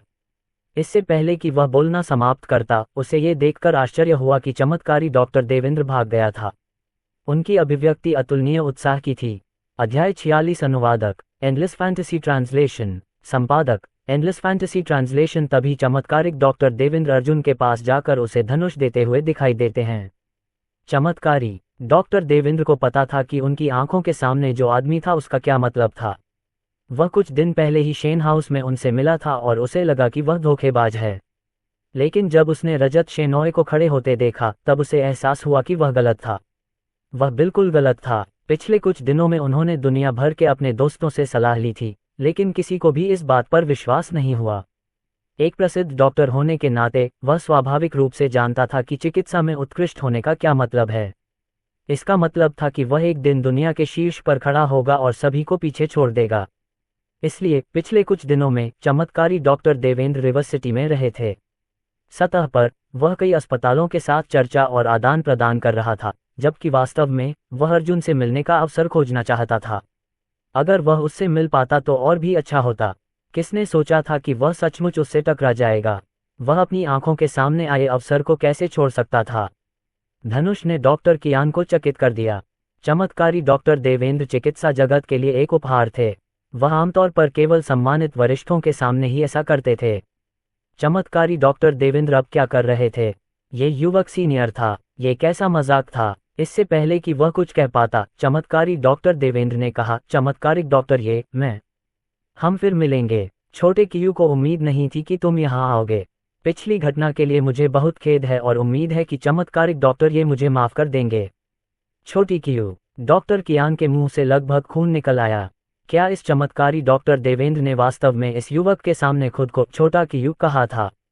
उन्होंने उसे संबोधित करने के लिए निन एक अनुदित शब्द है जिसका उपयोग वरिष्ठों या किसी भी ऐसे व्यक्ति को संबोधित करने के लिए किया जाता है जो सम्मान के योग्य है, का भी इस्तेमाल किया था। ये सही नहीं है। चमत्कारी डॉक्टर। ये हुआक्सिया के पास दूसरा चमत्कारी डॉक्टर कब से आ गया? डॉक्टर कियू ही नहीं बल्कि वहां मौजूद हर कोई दंग रह गया। सान्या का बॉयफ्रेंड करीब 20 साल का होगा और वह एक चमत्कारी डॉक्टर था। ये बस एक बड़ा मजाक था। डोन केजू ने दोनों हाथों से अपनी छाती को दबाया और ठंडी सांस लेते हुए कहा, सन के परिवार की मूर्ख लड़की को समूह क्रिया खोजने में बहुत कौशल है। न केवल उसने एक झूठा प्रेमी बल्कि एक नकली डॉक्टर भी पाया जो पूरी तरह से हास्यास्पद है। इसके अलावा चमत्कारी डॉक्टर देवेंद्र, ये बुरा आदमी कामुक दिखता है और चमत्कारी डॉक्टर जैसा बिल्कुल नहीं है। जब डॉक्टर कियान ने यह वाक्य सुना तो उनका पूरा चेहरा हरा हो गया। ये चमत्कारी डॉक्टर देवेंद्र वाकई चमत्कारी डॉक्टर था। उसने अंतर्राष्ट्रीय चिकित्सा सम्मेलनों में भी भाग लिया था। उसके हाथों में मौजूद चिकित्सा शोध प्रबंध उद्योग में सबसे सम्मानित हैं। कौन ये कहने की हिम्मत कर सकता है कि वह नकली था? वह अभी जवाब देने ही वाला था कि सुन याओया ने हंसते हुए अपनी उंगली बढ़ाकर चमत्कारी डॉक्टर देवेंद्र की नाक की ओर इशारा किया। अब मुझे आखिरकार समझ में आया कि आपका परिवार इतना गरीब क्यों है। गरीब लोग इसलिए पीड़ित हैं क्योंकि वे अपनी प्रतिष्ठा को बनाए रखने पर जोर देते हैं। सान्या का चेहरा पीला पड़ गया था और वह इतनी गुस्से में थी कि वह अपना हाथ बढ़ाकर उसके चेहरे पर थप्पड़ मारने ही वाली थी कि उसने देखा कि चमत्कारी डॉक्टर देवेंद्र उससे एक कदम आगे था। उसने अपनी हैसियत की परवाह किए बिना रितिका सूर्यवंशी के चेहरे पर थप्पड़ मार दिया था। तुम छोटी बच्ची हो, तुम्हारा मुंह इतना जहरीला है कि यह बूढ़ा आदमी अब इसे बर्दाश्त नहीं कर सकता। हालांकि उसने पहले कभी किसी महिला पर प्रहार नहीं किया था, लेकिन वह जानता था कि अर्जुन के सामने अपनी शान दिखाने का यह एकमात्र मौका था। तो क्या हुआ अगर वह एक थप्पड़ था? जब वह हुआक्सिया और जियांगन प्रांत में इतना सम्मानीय था तो उसे एक महिला से क्यों डरना चाहिए? चमत्कारी डॉक्टर कियान पागल होने वाला था जब उसने देखा कि क्या हुआ था। चमत्कारी डॉक्टर देवेंद्र, जिसे मास्टर कहा जाता था, उसने वास्तव में किसी को मारा था। हे प्रभु, ये तो गंभीर खबर थी। उन्हें अचानक एक बुरा अंदेशा हुआ कि अगर उनके अस्पताल में चमत्कारी डॉक्टर देवेंद्र को कुछ हो गया तो वे उसे संभाल नहीं पाएंगे। उसने देखा कि जिस महिला को मारा गया था वह उसकी ओर दौड़ी आ रही थी और जल्दी से चमत्कारी डॉक्टर देवेंद्र के सामने खड़ी हो गई। आइए हम सब इस पर ठीक से चर्चा करें और अस्पताल में लड़ाई न करें। रितिका सूर्यवंशी गुस्से में थी कि उसे इस समय अर्जुन और सान्या की कोई परवाह नहीं थी। उसने चमत्कारी डॉक्टर देवेंद्र की नाक की ओर इशारा करते हुए कहा, तुम्हारी हिम्मत कैसे हुई मुझे थप्पड़ मारने की? क्या तुम जानते हो मैं कौन हूँ? तुम बेचारे बूढ़े आदमी, मानो या न मानो मैं तुम्हें नहीं छोड़ूंगी। क्या चमत्कारी डॉक्टर देवेंद्र उससे डरेंगे? उसने अर्जुन की तरफ एक नज़र डाली और पाया कि वह आदमी उसे दिलचस्पी से देख रहा था। वह खुश हुआ और रितिका सूर्यवंशी पर चिल्लाया, मुझे रिवर सिटी में नहीं जाने दिया। क्या तुम्हारे पास ये योग्यता है? डोन केजू ने जल्दी से अपने पति की आस्तीन खींची। क्या तुम बस ऐसे ही देखते रहोगे? उनकी बेटी को थप्पड़ मारा गया और उसका अपमान किया गया और दिनेश सूर्यवंशी अब इसे अनदेखा नहीं कर सकते थे। वह बाहर निकले और अपनी प्रभावशाली आवाज में कहा, मैं दिनेश सूर्यवंशी, रिवर सिटी में एक निश्चित सीमा तक शक्तिशाली माना जाता हूँ। तुमने मेरी बेटी को मारा। अब मैं चाहता हूँ कि तुम सिर्फ घुटने टेको और माफी मांगो और मैं वादा करता हूँ कि मैं ऐसा दोबारा नहीं करूँगा। नहीं तो मैं तुम्हें समझा दूंगा कि पछतावे का क्या मतलब होता है। बोलने के बाद दिनेश सूर्यवंशी ने अपना फोन निकाला। जाहिर है कि वह किसी ऐसे व्यक्ति को कॉल करने की तैयारी कर रहा था जिसे वह जानता था। चमत्कारी डॉक्टर देवेंद्र ने लगभग पुराना खून थूक दिया। क्या ये कमीना उसे धमकाने के योग्य भी था? उसने अर्जुन की तरफ देखा और दिनेश सूर्यवंशी से कहा, तुमने जैसा कहा था वैसा ही मुझे क्यों नहीं मारा? ये बूढ़ा आदमी आज यहाँ खड़ा होगा और देखेगा कि वे मुझे भगा सकते हैं या नहीं। दिनेश सूर्यवंशी ने उसे अनदेखा किया और हंसते हुए कहा। उसने एक फ़ोन नंबर डायल किया। कॉल तुरंत लग गई और उसने बटन दबाकर उसे स्पीकर पर रख दिया। फ़ोन के दूसरी तरफ से एक गरिमापूर्ण आवाज़ आई, ये कौन है? क्या यह होल्ड जोंग है? ये दिनेश सूर्यवंशी है। मुझे माफ़ करें कि मैं आपको इतनी देर से परेशान कर रहा हूँ। आप हाल ही में कैसे रहे हैं? हमने कुछ दिन पहले ही साथ में मछली पकड़ी थी। ओह, ये तो आप हैं। क्या हुआ, इतनी देर से कोई बात हुई है क्या? फोन पर आवाज़ कुछ सामान्य सी लग रही थी। दिनेश सूर्यवंशी ने थोड़ा हंसते हुए कहा, वाकई कुछ तो है। मैं अभी आपके घर पर ही हूँ। मेरी बेटी का आपके पक्ष के लोगों से झगड़ा हो गया और उसे पीटा गया। फोन पर दूसरी तरफ मौजूद व्यक्ति को जब पता चला कि अस्पताल में कुछ गड़बड़ हो गई है तो वह थोड़ा नाराज हो गया। कौन सा अंधा मूर्ख आपकी बेटी को छूने की हिम्मत कर सकता है? मैं सुरक्षा विभाग को फोन करूंगा। दिनेश सूर्यवंशी ने अपने आसपास के लोगों की ओर गर्व से देखा। वक्ता के बोलने के लहजे से उन्हें बहुत सम्मानजनक महसूस हुआ। उन्होंने आगे कहा, यही तो परेशानी है। हम अभी 5वीं मंजिल पर हैं। जिस व्यक्ति ने उसे मारा था उसका उपनाम कियू था और उसने आपके अस्पताल का सफ़ेद कोट पहना हुआ था। हमें नहीं पता कि वह डॉक्टर है या नहीं। धम्म। कॉल के दूसरी तरफ का मोबाइल फ़ोन ज़मीन पर गिर गया। कुछ सेकंड बाद एक अधीर आवाज़ आई, तुमने अभी क्या कहा? पीटने वाला एक व्यक्ति था जिसका उपनाम कियू था। उसके बगल में चश्मा पहने कोई पुरुष डॉक्टर तो नहीं होगा, है न? दिनेश सूर्यवंशी ने अपने बगल में बैठे डॉक्टर की तरफ देखा और पाया कि यह सच था। उन्होंने खुशी से कहा, बूढ़े जोंग, आपकी दूरदर्शिता हमेशा ही अविश्वसनीय रही है। इससे पहले कि वह अपनी बात पूरी कर पाता, फोन पर एक तेज आवाज आई, जल्दी करो और चश्मा पहने पुरुष डॉक्टर को कुछ कहने दो। डॉक्टर कियान ने स्वाभाविक रूप से इसे सुना और कमजोर स्वर में बगल से चिल्लाया, प्रेसिडेंट, यह मैं हूँ। छोटा कियान। फोन अचानक चुप हो गया। बहुत ही खौफनाक ढंग से चुप। कुछ सेकंड बाद फोन से एक भयानक गड़गड़ाहट की आवाज आई। दिनेश सूर्यवंशी, तुम क्या कर रहे हो? मैं तुम्हें बता दूं, अगर तुम मरना चाहते हो तो मुझे अपने साथ मत खींचो। अगर चमत्कारी डॉक्टर देवेंद्र को कुछ हो गया तो क्या तुम जिम्मेदारी उठा सकते हो? मैंने चमत्कारी डॉक्टर देवेंद्र को आमंत्रित करने के लिए बहुत प्रयास किए। मैं जानता हूं कि वह कैसे हैं, इसलिए आप अफवाह न फैलाएं। हे भगवान, नहीं, मैं अभी आता हूं, मेरा इंतजार करो। और लिटिल कियान, चाहे कुछ भी हो, तुम्हें चमत्कारी डॉक्टर देवेंद्र को जरा सी भी तकलीफ नहीं झेलनी चाहिए, नहीं तो मैं तुम्हें नस विभाग में भेज दूंगा। अध्याय 47। अनुवादक एंडलेस फैंटेसी ट्रांसलेशन। संपादक एंडलेस फैंटेसी ट्रांसलेशन। कॉल बीच में ही कट गई। आखिरी वाक्य जाहिर तौर पर डॉक्टर कियान के लिए था। डॉक्टर कियान ने सांस लेने की भी हिम्मत नहीं की। इस बार राष्ट्रपति वास्तव में गुस्से में थे। दिनेश सूर्यवंशी के परिवार के चेहरे पूरी तरह से पीले पड़ गए थे। उन्हें कभी उम्मीद नहीं थी कि यह बेचारा बूढ़ा आदमी डॉक्टर है। वाकई एक चमत्कारी डॉक्टर। और राष्ट्रपति के लहजे से दूसरे पक्ष की शक्ति बेहद भयावह थी। इससे भी ज्यादा, ये डॉक्टर एक अतिथि था जिसे ये प्रमुख लोग खुश करना चाहते थे। इससे बहुत सारी बातें निहित थीं। उनमें से सिर्फ एक ही पिछले 10 वर्षों के उनके सभी प्रयासों को बुलबुले में बदल सकता है। दिनेश सूर्यवंशी को तो ये कल्पना भी नहीं थी कि अभी अभी उन्होंने कितने बड़े लोगों को नाराज कर दिया है। एक व्यवसायी के रूप में वह स्वाभाविक रूप से जानता था कि क्या और कब काम करने का सबसे अच्छा समय है। वह तुरंत अपने सदमे से उबर गया और उसके चेहरे पर एक मुस्कान आ गई। वह चमत्कार डॉक्टर देवेंद्र के पास गया और विनम्रता से उसका हाथ थाम लिया। चमत्कार डॉक्टर देवेंद्र, मुझे बहुत खेद है। यह मैं ही हूँ जो आपकी महान प्रतिभा को पहचानने में विफल रहा हूँ। याओ, यहाँ आओ और चमत्कार डॉक्टर देवेंद्र से माफ़ी मांगो।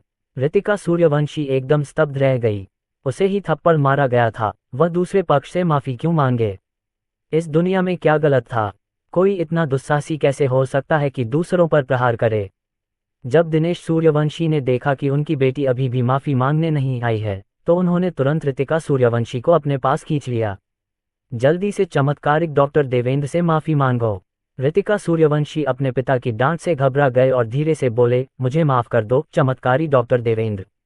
उन्होंने अपनी क्षमायाचना पूरी नहीं की थी, लेकिन चमत्कारिक डॉक्टर देवेंद्र को उनकी कोई परवाह नहीं थी और वे उन्हें हवा के समान समझते थे। इसके बजाय वह अर्जुन और सान्या के सामने चले गए और गंभीरता से कहा, चमत्कार डॉक्टर, ये आपको क्या लगता है कि इस मामले को उचित तरीके से कैसे सुलझाया जाना चाहिए? क्या मुझे रिवर सिटी में उस व्यक्ति को फ़ोन करके इन बदसूरत प्राणियों को ये बताने की ज़रूरत है कि असली ताकत क्या है? उनका रवैया बहुत ही विपरीत था। चमत्कारी डॉक्टर देवेंद्र ने आखिरी वाक्य बोलते हुए दिनेश सूर्यवंशी को एक तीखी नज़र से देखा। यह इतना असहनीय रूप से स्पष्ट था कि वह उनसे घृणा करते थे। अर्जुन के चेहरे पर जरा भी बदलाव नहीं आया, बल्कि उसने सान्या की ओर देखा और धीरे से कहा, बेबी, तुम क्या कहती हो? बेबी सुनते ही उसका कमज़ोर शरीर थोड़ा कांप उठा। उसने शर्मीले गालों के साथ अपना सिर हिलाया। छोड़ो चलो इसे यहीं खत्म करते हैं, लेकिन मैं इन लोगों को अब और नहीं देखना चाहती। दिनेश सूर्यवंशी और उनके परिवार ने कभी नहीं सोचा था कि उनके जीवन और मृत्यु का फैसला वही सान्या करेगी जिसे वे हमेशा नीची नज़र से देखते थे। यद्यपि वे थोड़े क्रोधित थे, फिर भी उनमें चमत्कारी डॉक्टर देवेंद्र का खंडन करने का साहस नहीं था। दिनेश सूर्यवंशी अजीब तरह से मुस्कुराए और अपनी पत्नी और बेटी को दुम दबाकर ले गए। वे अब इस जगह पर नहीं रहना चाहते थे। राष्ट्रपति निश्चित रूप से इस बात को बड़ा मुद्दा बना देंगे, क्योंकि उन्हें पता है कि उनका गुस्सा कैसा है। तब तक उन्हें यह भी नहीं पता होगा कि वे कैसे मर गए। अब चले जाना ही बुद्धिमानी थी। दिनेश सूर्यवंशी के परिवार के चले जाने के बाद अस्पताल की 5वीं मंजिल पर फिर से शांति छा गई। लगभग 5 मिनट बाद एक अधेड़ उम्र का आदमी, जिसका पेट बड़ा था और जिसने सफ़ेद लैब कोट पहना हुआ था, वहां आया।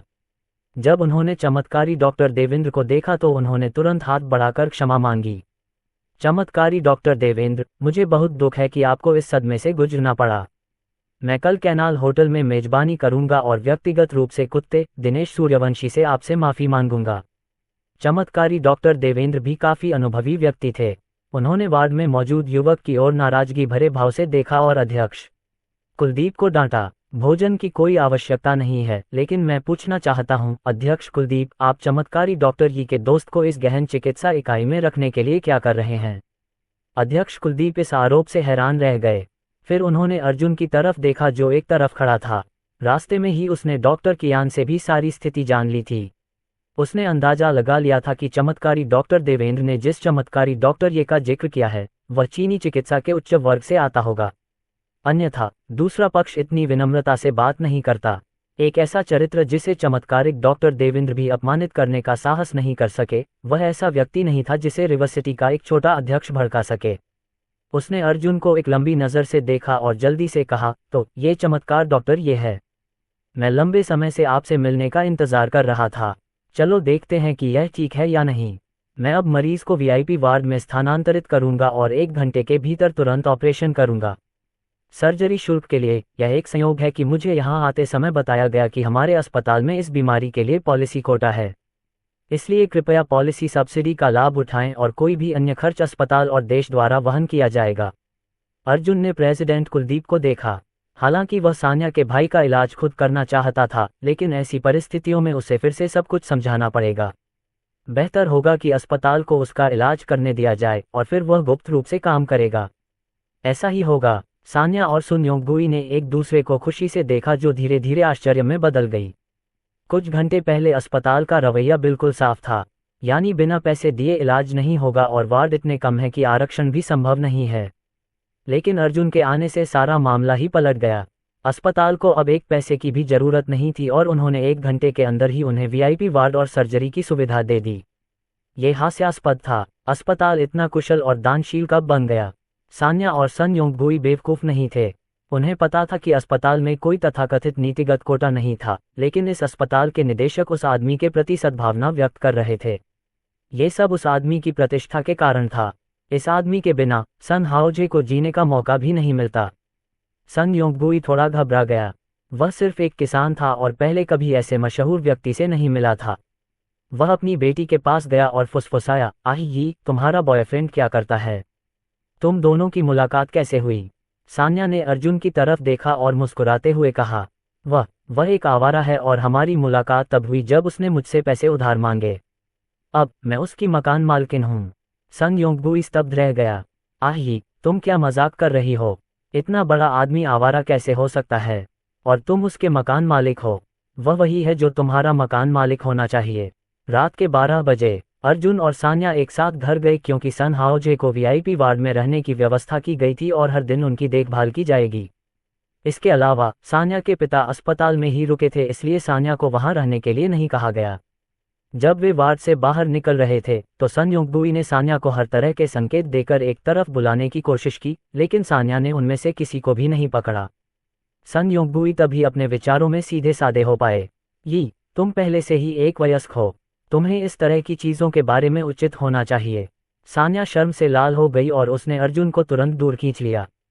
दोनों नीचे चले गए। सान्या अपनी कार की चाबी निकालने ही वाली थी कि उसने अपनी जेब पर हाथ रखा और उसे पता चला कि उसकी कार पहले ही गिरवी कंपनी को बेच दी गई थी। पता नहीं क्यों उसे अंदर से कुछ खोया खोया सा महसूस हुआ। आखिरकार बीटल 1 साल से उसके पास थी और उसे अंदर और बाहर दोनों ही डिज़ाइन बहुत पसंद थे। चलो टैक्सी से वापस चलते हैं। मैंने आज दोपहर को कार एक बंधक कंपनी को बेच दी थी क्योंकि मेरा भाई बीमार था और मुझे पहले ही पैसे की ज़रूरत थी। मैं कल छुट्टी ले लूँगा और देखूंगा कि क्या मैं इसे वापस खरीद सकता हूँ, सान्या ने धीरे से कहा। अर्जुन थोड़ा मुस्कुराया। उसने जेब से चाबी निकाली और फेंक दी। पकड़ो। सान्या ने उस वस्तु को पकड़ लिया और आश्चर्य से अपना हाथ आगे करके अपना मुंह ढक लिया। उसकी आंखें तुरंत लाल हो गईं। यह उसकी कार की चाबी थी। यहाँ तक कि चाबी का गुच्छा भी वही था। ये चाबी, अर्जुन ने कंधे उचकाकर जवाब दिया। जब उस रात बंधक कंपनी कार लेकर भाग रही थी तो मैं दरवाजे पर उनसे टकरा गया। तुम्हारे अस्थायी प्रेमी के रूप में, बेशक, मैंने बिना किसी हिचकिचाहट के इसे वापस ले लिया। याद रखना, अगली बार इसे मत खोना। जैसे ही अर्जुन ने बोलना समाप्त किया, उसे ऐसा महसूस हुआ कि एक काली छाया उसकी भुजाओं पर छा गई। कपड़ों में लवेंडर की खुशबू थी। बहुत अच्छी खुशबू थी। अध्याय 48। अनुवादक एंडलेस फैंटेसी ट्रांसलेशन। संपादक एंडलेस फैंटेसी ट्रांसलेशन। 1 मिनट बाद वे दोनों भूमिगत पार्किंग स्थल पर गए और फोक्सवैगन बीटल में बैठ गए। ऐसा शायद इसलिए हुआ क्योंकि रात का समय था, लेकिन सड़क पर ज्यादा गाड़ियां नहीं थीं। कार के अंदर रेडियो से आ रहे संगीत को छोड़कर माहौल शांत था। अचानक सान्या ने रेडियो बंद कर दिया और गाड़ी चलाते हुए बोली, क्या मैं आपसे एक सवाल पूछ सकती हूँ? जरूर। मुझे हमेशा से यह जानने की उत्सुकता रही है कि तुमने मेरी मदद क्यों की। क्यों? क्या इसलिए कि मैंने मैग्निफिसेंट ग्रुप में हुई घटना के दौरान तुम्हारी मदद की थी? सच बताऊं तो मैंने अनजाने में ही यह महसूस कर लिया है कि आप कई बार मेरी ओर कृतज्ञता की भावना से देखते हैं। मैं इस बात से वाकई हैरान हूं। अर्जुन उसकी बातों से अचंभित रह गया। अचानक उसे कुछ याद आया और उसने खुद से कहा, कल तुम्हें पता चल जाएगा। कल? सान्या भी अचंभित थी। उसने कुछ सोचा लेकिन उसे यकीन नहीं था। मूर्ख, कल सोमवार है। क्या वे हर सोमवार को घोषणाएं नहीं करते? ठीक है, लेकिन फिर भी तुम्हें वापस पाकर अच्छा लग रहा है। इससे मुझे वाकई सुकून मिलता है। सच कहूं तो मैं बहुत दिनों से सुरक्षित महसूस नहीं कर रही थी, लेकिन आज तुमने मुझे सहज महसूस कराया है। जब सान्या बोल रही थी तो वह अर्जुन की प्रतिक्रिया जानने के लिए उसकी ओर कनखियों से देख रही थी। अर्जुन मुस्कुराया। ऐसा लग रहा था जैसे वह कुछ कहना चाहता हो, लेकिन अचानक उसके चेहरे के भाव बदल गए और उसका पूरा चेहरा किसी निर्दयी हत्यारे जैसा लगने लगा। हत्या करने की ऐसी इच्छा उसने पहले कभी महसूस नहीं की थी। सान्या को कार का तापमान अचानक इतना कम महसूस हुआ कि वह कांप उठी। उसने अर्जुन की ओर देखा। क्या तुम्हें ऐसा लग रहा है कि अचानक ठंड बढ़ गई है? क्या तापमान गिर गया है? ये संभव नहीं है। अर्जुन ने उसे कोई उत्तर नहीं दिया। जब कार एक चौराहे से गुजरी तो अर्जुन की ठंडी आवाज सुनाई दी, सान्या, कार यहीं रोको। सान्या ने समय रहते कोई प्रतिक्रिया नहीं दी। अर्जुन ने सख्ती से दोहराया, अभी गाड़ी रोको। ठीक है। सान्या ने ब्रेक लगाए और जब कार रुकी तो अर्जुन ने सान्या का हाथ अपने हाथ में पकड़ लिया। मैं जो कुछ कहने जा रहा हूँ उसे ध्यान से सुनो। मेरी बात को बीच में मत टोको। मैं जो कुछ भी कहूँ ठीक वैसा ही करो और मैं तुम्हें चोट नहीं पहुँचाऊंगा। सान्या को नहीं पता था कि उसकी पीठ क्यों ठंडी हो गई थी, लेकिन जब उसने अर्जुन की आंखों में देखा तो उसे एक ऐसा भाव दिखाई दिया जो उसने पहले कभी नहीं देखा था। उसकी आंखें अभूतपूर्व रूप से गंभीर और ठंडी थीं। ये व्यक्ति उस स्माइली और हिप्पी अर्जुन के बिल्कुल विपरीत था जिसे वह जानती थी। वह नरक से आए रक्तपिपासु राक्षस जैसा लग रहा था। ठीक है। अर्जुन ने आगे बोलने से पहले एक बार फिर से रिव्यू मिरर पर नजर डाली। नंबर 1, मैं कार से उतर जाऊंगा, उसके बाद आप तुरंत ग्रैंड सिटी अपार्टमेंट की ओर वापस चले जाएंगे। यह महत्वपूर्ण है कि आप किसी भी कीमत पर न रुकें, चाहे आप कुछ भी देखें या सुनें। नंबर 2, जब तुम घर आओ तो टेबल पर रखा फोन उठाओ और मेरे कमरे में छिप जाओ। याद रखना, किसी के लिए दरवाज़ा मत खोलना। नंबर 3, फ़ोन उठाओ और दोपहर में मैंने जो आखिरी नंबर डायल किया था उसे डायल करो। बस दूसरी तरफ वाले व्यक्ति से कहो कि जल्दी करो और सबसे मजबूत व्यक्ति को तुरंत अपने घर ले आओ।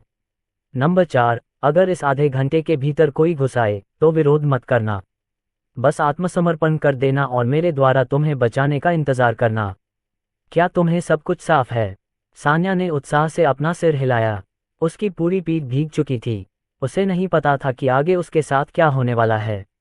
अर्जुन जानता था कि वह घबराई हुई है, लेकिन वह जितना अधिक घबराएगी यह उसके लिए उतना ही अधिक फायदेमंद होगा। जब कार रुकी तो अर्जुन ने सान्या की ओर देखा, कार का दरवाजा खोला और बाहर कूद गया। अभी जाओ। जब सान्या ने उसका आदेश सुना तो उसने पैडल को जोर से दबाया और गति सीमा की परवाह नहीं की। बीटल पूरी गति से भाग गई। लगभग 6 या 7 सेकंड बाद कार अर्जुन की नज़रों से ओझल हो गई। अर्जुन ने राहत की सांस ली और पीछे मुड़ा। उसकी नज़र एक एसयूवी बेंटले पर टिकी थी जो कुछ ही दूरी पर धीरे धीरे आ रही थी। कार के अंदर एक शक्तिशाली आदमी बैठा था। वह नहीं जानता था कि वह मित्र है या शत्रु। उसने सोचा कि अब रिवर सिटी में जो भी आएगा वह केवल शत्रु ही होगा। यद्यपि वह सान्या के साथ रहना चाहता था, लेकिन उसने सोचा कि ऐसा करना अधिक खतरनाक होगा। एक सामान्य व्यक्ति किसी शक्तिशाली देश के साथ होने वाली लड़ाई को सहन नहीं कर पाएगा। वह केवल यही कामना कर सकता था कि सान्या को अब कोई खतरा न हो। ऐसा लगता है कि एक व्यक्ति पर्याप्त नहीं होगा। मुझे अपनी ताकत स्थापित करने का कोई रास्ता खोजना होगा, अर्जुन ने दुख जताते हुए कहा। 10 सेकंड के बाद बेंटले रुक गई। संकट, विस्फोट। बेंटले की ड्राइवर सीट पर एक सूट पहने आदमी बैठा था। वह संभवतः ड्राइवर था। उसका शरीर बहुत ही दुबला पतला था और उसकी निगाहें बर्फ की तरह ठंडी थीं। अर्जुन को आश्चर्य इस बात पर हुआ कि वह एक साधक था। वह कुछ कदम आगे बढ़ा, नीचे झुका और धीरे से कार का दरवाज़ा खोला। मिस्टर याओ, हम यहाँ हैं। एक अधेड़ उम्र का आदमी, जिसके बाल थोड़े लंबे थे, बेंटले से नीचे उतरा। अधेड़ उम्र के इस व्यक्ति ने चीनी ट्यूनिक सूट पहना हुआ था और पैरों में कपड़े के जूते पहने हुए थे। वह एक रहस्यमयी आभा बिखेर रहा था और जिस तरह से वह खुद को प्रस्तुत कर रहा था उससे एक गुरु के गुण झलक रहे थे। उसने अपने दोनों हाथ पीछे कर लिए और अर्जुन की ओर दिलचस्पी से देखने लगा, जो कुछ ही दूरी पर खड़ा था। दो जोड़ी आंखें आपस में टकराईं और शक्ति के एक शक्तिशाली विस्फोट से आसपास की हवा में खलबली मच गई। कुछ सेकंड बाद अधेड़ उम्र के आदमी ने आगे बढ़कर कहा, ये चेन, एक ऐसा नाम जो मैंने बहुत दिनों से नहीं सुना। 5 साल, पूरे 5 साल। मैंने सोचा था कि मल्होत्रा परिवार के बचे हुए अवशेष मर चुके हैं। मैं कभी नहीं सोच सकता था कि 5 साल पहले ईस्ट कोइन झील में गिरा हुआ वह युवक रिवर सिटी लौटने की हिम्मत कर पाएगा। अर्जुन की आंखें सिकुड़ गईं और वह अपने सामने अधेड़ उम्र के आदमी को उदासीनता से देखने लगा। उसने कहा, अगर मैंने सही अनुमान लगाया होता तो तुम 5 साल पहले क्लाउड लेक मैनर में हुई घटना में शामिल थे, है न? तो क्या तुम आज आखिरी जीवित गवाह को मारने आए हो? अधेड़ उम्र का आदमी इतनी जोर से हंसा कि उसकी आवाज दूर तक गूंजी। आखिरी गवाह को मारने के लिए, है न? तुम खुद की तारीफ कर रहे हो। 5 साल पहले तुम एक बेकार परजीवी कीड़ा थे जिस पर लोग हंसते थे। अगर तुम 5 साल बाद वापस भी आ जाओ तो भी ये तथ्य नहीं बदलेगा कि तुम सिर्फ बेकार का चरा हो। अर्जुन ने अपनी मुट्ठियां कस लीं और अपने अंदर हत्या करने की तीव्र इच्छा महसूस की। 5 साल पहले का दृश्य उसके सीने पर चाकू से उकेरा गया था। वह इसे कभी नहीं भूल पाएगा। उसके शरीर के चारों ओर रक्त आत्माएं जमने लगी, मानो वह नरक की गहराइयों से आया कोई असुर हो। अधेड़ उम्र के आदमी के चेहरे पर भाव बदल गए और वह बोला, रक्त आत्माएं। मल्होत्रा परिवार का ये लड़का रक्त आत्माओं को संघनित करने में सक्षम है। न केवल किसी को प्राचीन मार्शल आर्ट के रास्ते पर चलना पड़ता था, बल्कि रक्त आत्माओं को सफलतापूर्वक संघनित करने के लिए हजारों लोगों को मारना पड़ता था। प्राचीन मार्शल आर्ट की दुनिया में जिन लोगों में रक्त आत्माओं को संघनित करने की क्षमता थी, वे अधिकांशतः शीर्ष हिटमैन होते थे। हालांकि इस समय ऐसा लग रहा था कि यह उस युवक के शरीर पर संघनित हो गया है। स्वाभाविक रूप से इसने श्री याओ को आश्चर्यचकित कर दिया था। हालांकि उसने यह नहीं दिखाया कि वह आश्चर्यचकित था। इसके बजाय मध्यम आयु वर्ग के व्यक्ति ने कहा, किसने सोचा होगा कि इन 5 वर्षों में आप चले गए, ये बेकार का चरा साधना के मार्ग पर कदम रख चुका है। अगर ऐसा है तो क्या हुआ? साधना मुख्य रूप से संसाधनों के बारे में है। प्रतिभा, अवसर। आप पहले ही साधना के लिए सबसे अच्छा समय खो चुके हैं। आपके पास अपने परिवार का समर्थन नहीं है। इस जीवन काल में आप केवल एक ही काम कर सकते हैं, वह है नीचे खड़े होकर आसमान में हमें देखना। मैं सिर्फ एक बात जानना चाहता हूँ, 5 साल पहले जो कुछ हुआ, क्या उसमें तुम्हारा हाथ था? और एक और बात, कैपिटल सिटी का आदमी कहाँ है? अर्जुन की आवाज़ 9 दिन की बर्फबारी की तरह ठंडी थी। यह इतनी ठंडी लग रही थी कि आपका दिल कांप सकता था। अधेड़ उम्र का आदमी मुस्कुराया। उसे समझ में नहीं आया कि उसके सामने बैठे बच्चे को उससे इस तरह बात करने की हिम्मत कहाँ से मिली। हालांकि कुछ बातें एक ऐसे व्यक्ति से कहना ठीक था जो जल्द ही मरने वाला था। उसने एक कदम आगे बढ़कर साफ आवाज में कहा, 5 साल पहले का भोज मैंने ही आयोजित किया था, इसलिए तुम्हें पता है कि उसका मुझसे कोई लेना देना था या नहीं। इसके अलावा मैं तुम्हें एक और रहस्य बताता हूँ। अगर भोज न भी होता तो भी मल्होत्रा परिवार का उस दिन सफाया हो जाता। अध्याय 49। अनुवादक एंडलेस फैंटेसी ट्रांसलेशन। संपादक एंडलेस फैंटेसी ट्रांसलेशन। अर्जुन उसके शब्दों से स्तब्ध था, लेकिन उसके हाव भाव से ऐसा लग रहा था कि हत्या करने की उसकी तीव्र इच्छा प्रकट हो रही थी। उसके आसपास की रक्त आत्माएं भी और अधिक तीव्र होती जा रही थीं। क्या वह ये कह रहे हैं कि मामले में जो दिख रहा है उससे कहीं अधिक कुछ है? या फिर वह भोज मल्होत्रा परिवार के लिए आयोजित किया गया था? फिर भी मल्होत्रा परिवार रिवर सिटी का एक छोटा सा परिवार था। कैपिटल सिटी का आदमी पूरे मल्होत्रा परिवार को क्यों खत्म करना चाहेगा? अर्जुन के मन में तरह तरह के प्रश्न और शंकाएं उमड़ पड़ीं। अधेड़ उम्र का आदमी उसे और अधिक जानकारी नहीं देना चाहता था, इसलिए उसने कहा, रिवर सिटी से मेरा गुजरना महज एक संयोग था। मुझे कभी उम्मीद नहीं थी कि तुम यहाँ आओगे। ऐसा लगता है कि भगवान भी मल्होत्रा परिवार की मदद नहीं करना चाहते। हुआन किंग, उसे खत्म कर दो। हाँ मिस्टर याओ, सूट पहने ड्राइवर ने सिर हिलाया और अर्जुन की ओर चलने लगा। उसके कदम धीमे थे, लेकिन उसकी आंखें हत्या के इरादे से चमक रही थीं। उसके लिए एक युवक की हत्या करना आसान काम था। तो क्या हुआ अगर उसका प्रतिद्वंद्वी प्राचीन मार्शल आर्ट में माहिर है? भले ही उसने बचपन से ही साधना शुरू कर दी हो, लेकिन उसके पास ज़्यादा से ज़्यादा कुछ आंतरिक शक्ति तो होनी ही चाहिए।